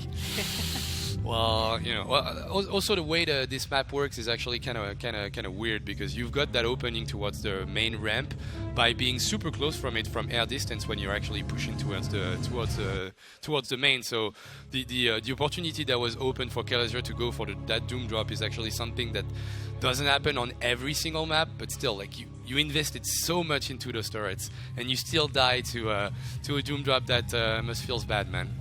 Probably does, but that was. I hate to say it because love Lily Canine so much, but that was kind of just like a game that is just totally anticipated. Just kind of like, I'm not even sure Kelazur is thinking much about it. He's probably thinking, of course, more to that game beforehand versus Bunny and how he can just continue his wins, I guess, against the guy on Overgrowth. What you going into now? All right, game 7. Whoa, mistakenly overlay. There we go. All right. It'll be fixed in a few moments. The new revive player in the top right for Denmark. It is Bunny. And in the bottom left, has the red Terran for Brazil. He is Kelazur. All right. So in terms of opening, Kelazur is not gonna change anything. He's been showing that same opening every time. Gonna go for the quick double refinery and gonna get that huge amount of units out of one base to start things off. I think it's just what he's comfortable with. Again, kind of an aggressive player in general, but if you do have faith and confidence in your micro, then opening up one base in TVT is almost never a bad thing. It is that one situation where you just literally don't do any damage at all that you're like, okay, maybe I shouldn't have. So, which doesn't happen yet. Even on Whirlwind, when he didn't know where Bunny was, took him so long to get over there, he ended up getting even more damage done than on Daybreak. So, Overgrowth, of course, 2 players spawn. He should just be able to get those Reapers and well, maybe the Hellion. I think we went with the Hellion one time, but Hellion and Cyclone into that natural and continue bothering Bunny. I guess I'm a little surprised Bunny doesn't do anything different, but it also seems something he's super comfortable with is the command center. Yeah. And he does SCV scout to make sure it's not a... I'm guessing like if he's not playing 100 games every week, like he has one opening that he feels comfortable with, and to be honest, there's a lot on the line here. Like it is a game that makes you into the round of 16. One best of one will actually decide who from Denmark or Brazil will come into the round of 16 later in the tournament. So it's a really important game. I don't think that's the moment that you want to switch things up if you're Bunny. Both players showed the exact same thing. I just want to see a better defense, I guess, from Bunny towards that first aggression. The perfect defense that, you know, I anticipated at least on Whirlwind, but not even on Whirlwind. So maybe it'll happen. I gotta figure he has the same amount of units, though, which almost guarantees he has to keep those SCVs off the natural for a couple of seconds. And follow up with a Banshee. This is where it really should be no extra damage caused, but even then the Banshee's been getting a couple of SCVs here and there, delaying production. Kelzer is just, you know, really good with this opener. He's very confident, obviously. Double Reaper will joining. Okay, so this is a bit different, right? Like, Bunny usually gets a tank from that factory, but he's getting a Cyclone this time. Oh yeah, you're right. Okay, can he get something done? Actually gonna lose a Reaper, so good defense from Bunny. And yeah, the switcheroo with the Cyclone as a first pick from that factory. Not gonna go for the Tech Lab, just gonna go for the Cyclone, and will actually match the number of Cyclone that Kelazur is showing. So I guess that's a good transition, and actually gonna go towards the left side with those Reapers and Marines coming out of that bunker, but Kelazur controlling his army pretty perfectly on this one and not gonna lose anything more. Yeah, so I really like that little twist from Bunny to get the Cyclone. Without the Tech Lab, it comes out perfectly in time. Of course, the Reaper dying, which was a mistake from Kelazur that already put Bunny in a good position, but the Cyclone was a good addition as well. So, of course, following up with the Viking and then a Raven eventually, the Cyclone can still help out a little bit against the Banshee, although it is not nearly as good as it was before the patch. But this is the perfect defense that we were anticipating, and it's finally happened on Overgrowth. Finally happened, and when you look at the position that Bunny is in, like he's got 5 more SCVs, he's waiting on that Banshee to come in, so the 2 turrets are... I kind of miss the third one. Like I would like to see a third turret around the production, like right here, exactly. I would like this to happen, but we'll see how he defends it, because he doesn't have a Raven coming in, so he's gonna have 2 Vikings turrets in the mineral line of both bases, but his production could be under attack at some point. Right now, just losing 2 SCVs, and suddenly in such a better position than what he was. What happened in Whirlwinds. I really like Kelazur going for the faster third CC. This is the fastest third CC we've seen from him, even though the other games have had pretty quick ones. Yeah. But this was, I think, definitely like, not necessarily like your response may not be the right word, but like he didn't do any damage early on, and he knew he would have Banshees to still take control over the game. So third base on location was still totally feasible. And, you know, he's going to see that there's no army really to push out with. I mean, Bunny's going to have 2 tanks, 3 tanks, but he's not going to have that Raven he used to have. He's just going to have the Viking control. I mean, I think this is not an army that you're afraid is going to push into you and kill you. Okay, that was close. I thought this Banshee would live, but 2 scans, 2 Banshees, lost only 2 SCVs, didn't lose any single SCV that was building like new production. I think that's the worst. Those are the worst SCVs to lose when you're getting aroused by Banshees. Are the ones like on Gas Geysers. You can make a guess of it, but like SCVs building buildings. It's just the worst that you could lose. On this one, it needs to remember Kelazur, that is, to put down these tracks on that Tech Lab to get that stim timing started a little bit earlier. And actually, this game is super mirrored in terms of timing for the stim, at least. Gets the shield a little bit earlier, the Bunny, that is. I like his position. He's actually going to add a 4th and 5th racks. Yeah. I think he's going to do a huge push on 2 base against the 3 bases of Kelazur. So he doesn't know, and it's just shown right there that he doesn't know it's a third CC. It's a possibility that he guesses. I think it's okay to say that it's predictable for someone who opens up 1 base to take sometimes a much faster third, but it's not guaranteed, you know. But it is going to be, I think, the right move to go for this 2-base attack. Now he's pushing before Stim and combat shields, but as long as he gets a good position, then that's fine. It's about the tanks and the Vikings at that point. And he's actually not. He just seems kind of a bluff, just taking the Zelnaga. He pulls back. If he waits for Stim, Combat Shields, Medivacs, it's still going to be a good push. And it'll be all 5 barracks very, very quickly.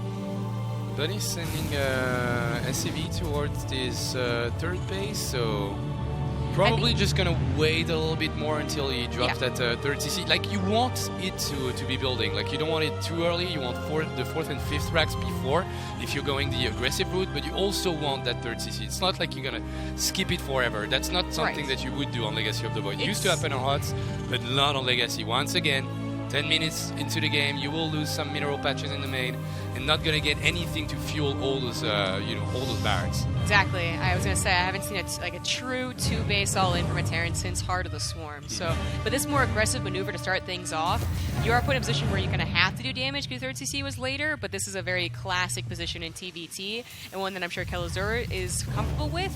But he only has his tanks here. The Vikings are gonna be able to see that.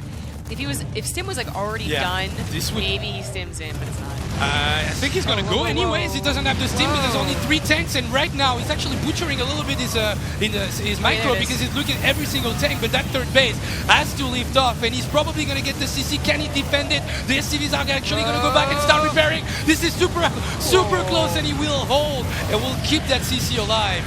That was so close, and losing all those tanks, like the target fire from Kelazur was on point right there, because that same situation but with 3 tanks sieged up at the positioning of the third base would be terrible for Kelazur. And can you imagine what happened if Stim was done 5 seconds earlier? Yeah. Like, that was pretty clutch for both sides. Unfortunately, losing a couple more Marines there. So now in the opposition, of course, where he dived for the 3rd command center and didn't kill the SCVs, he's still behind in economy. He still has a bit of an army to utilize, though. He's trying to push it now on the left side. I think there's too much Marines too many Marines from Kelazur, so he's going to push back this attack on the left side, even though he doesn't have combat shield. Like, he's been skipping combat shield for the longest amount of time, and that could have came back and actually hurt him a little bit. But in this game, Kelazur just stabilizing out of a really, really, really grim situation. Yeah. Could have lost the third CC, could have gotten blindsided by the counter-attack on the left side, but in the end defended properly from the left side, from the right side. Great by Kelazur. Yep, that combat shield is something that we didn't really emphasize quite enough, because that was another huge part about the attack, was that he had combat shields and Kelazur did not. But it ended up being more about those 3 tanks focus firing, and the Marines were plentiful enough anyway without those combat shields. So it is important that it's finishing up, but Bunny did not. It wasn't a bad push, but it wasn't the success that he was quite looking for. Kelazur got the 3rd CC back on location very quickly. He gets all of his SCVs alive. He now has those extra minerals put into defenses very early on. He remembers the Daybreak game, clearly, I would say. Oh, yeah. He will not be getting doom dropped again. Yeah, double sensor tower and a lot of turrets, because he doesn't want to lose a game that is in such a good spot. Like, to be honest, he has more army equal army supply, but 72 SCVs against the 56. That's actually a little bit more than what he should have, I guess. Like, 72 is a little bit too much, but other than that, like, everything seems to be going Kelazur's way. The 3rd CC was a little bit late, only 56 SCVs for Bunny. In terms of upgrades, this is pretty equal. The 2nd factory is actually ahead for Kelazur, but actually Bunny is like 3 factories. That's a lot of tanks. Oh yeah. That's going to be interesting. We'll see if it actually, it really does come to 15 tanks versus 9, because they might just trade out well enough that it is about just reproducing. The Kelazur is starting to get his army supply to reflect his earlier income advantage a little bit now up 10. So the upgrades are perfectly even, though, and 10 army supply, even 20 army supply is really, that's going to be trumped by positioning. And Bunny's the one that's in control for now, but Kelazur's now moving on the map himself, looking to take back the Zelnagas. That's a dangerous position to be in. Okay, it's actually going to siege those 3 tanks, stim in a couple of Marines to get that not so well protected tank, and Kelazur is going to try to make his way towards the left side of the map. And as you can see, Bunny has to split a lot of Marines from left and right to get that vision going, because he doesn't have control of that southern Zelnaga tower that is so pivotal in this matchup. It's all about positioning right now. That's the reason Zelnaga are so important, Vikings are so important, and your ability to split those Marines, to have vision everywhere, and obviously don't hit that F2 key. Don't Never in TVT. If you do it, I will scream. Exactly. Well, even though they have the Zelnagas and they're both fighting a patrol in the middle position, you will note that in the mini-map, left and right, those could be opportunities for Kelazur's drops, as Bunny has not yet invested into stat defense or even sensor towers, which I actually think at this point, he's sorely missing, I would say. Like, they're both banking enough, they're both getting close to maxed out. It's something I think is worthwhile investing in. I mean, Kelazur already has 2, which I think is totally great for the late game TBT. 11 tanks against 7, so the triple factory actually coming in, but those tanks are not sieged up, and the Marines are not here to tank for them, and those Marines from Kelazur are actually destroying the entire army from Bunny. He evaporated, there's nothing here! 96 supply against 174 in the course of 10 seconds. Oh my god! That's it. That's gonna be game. Like, I guess he has triple tank production, so maybe he has like 6 tanks and he can try and defend and hold on. But oh my god, that was devastating. And that is one of the downsides of going the more tank-heavy style is, of course, your mobility. You know, it's just also the downside of going into a sensor tower range. But that was great by Kelazur. It's time. The Doom Drop to finish the game. There's only one tank here, and the Marines are actually gonna go. So Kelazur going back. He was afraid for a moment that he would throw away the lead. And once again, keep in mind, this is game 7. Whoever wins this game actually qualifies his country for the round of 16 in Nation Wars 4. Yeah. So, yeah. Take your time, mate. You've got a 4th CC coming up. You've got the 3-3 upgrades coming in. Like, he doesn't know that Bunny didn't pay for it, but no reason to rush in. Yeah, That's all I'm saying. I think maybe if he got into the main base and committed, he maybe could have done enough damage, at least warrant the drop, but there's also that chance that you just completely throw away your 40 army supply lead doing that. So I like that he pulled back. I think an older, or I guess a younger actually, Kelazur from a while ago would have done that and maybe have thrown the game, but that was a wiser move, shall we say. It's time. The Marines are going to come in and try to take out all those tanks, and they're actually going to succeed in doing so. All the tanks are sieged up for Kelazur, and that second base is totally Brazilian turf now. Yeah. That might just be it because the production's not going to go down. Those extra 2 factories, I mean, 2 factories still alive, that's okay, but only 1 not going to look so good. He could just commit to the left side as well. That's not a strong enough defense over there, but he's going to try and break into that production in the main base, which might take a little longer. Yeah, 2 tanks are actually finished up in the main. Liberator counter-attack on the opposite side of the map, actually in range of a turret. So that Liberator is going to fall down. And as you mentioned, those 2 factories that were between the 2nd and 3rd base are going to get taken out. So one of the advantages that Bunny had prior in this game with the tank production is actually going to go down. And those Marines, they're not going to stop. There's a planetary fortress that could stop them. Well, actually, like, you don't want to face a planetary fortress with Marines. That's how you throw games. But I don't think that's a game that you could throw anymore from Kelazur. GG. Good job and good call. Thank you. You had the right call all along. Faith in Kelazur. So I do like that the vote started to sway a little bit more. Maybe I convinced some people. Yeah. But the initial votes, like 9% or whatever. Yeah. Like, no, man, Kelazur has been on form lately, and if he could take on Bunny, then he could take on all of Denmark. Well, he did take out the entire Danish team because that's an all kill, and that's the first one that we've seen, I guess. No, Actually, no, I was about to say innovation, but that match didn't go the long way. So we'll see about those numbers soon. But Kelazur actually does the whole kill, gets Space Marine, Bunny twice, and Lil Cannon. Just a great showing from the Brazilian player, and Brazil is actually going to reach the round of 16 of Nation Wars. Yeah, they are. That's well done for them. I mean, Denmark did have this nice round group with a lot of recognizable names, but by far the strongest was Bunny. Just Kelazur was a little bit stronger. I have faith now that Eric can... I guess I mentioned, we were talking about Eric not getting a really good chance to showcase his skills. Now he will as he goes into the group stage. And that's a first for Brazil. Like last season, they actually stopped at the qualifiers. It was like a slight different qualifying system because we had more nations seated in the tournament. So it was like basically a double LM GSL style group for qualifiers. But Brazil didn't make it out. So that's a first for Brazil, and that's thanks to his like heavy hitter, as we said earlier, from Kelazur, just carrying his team and.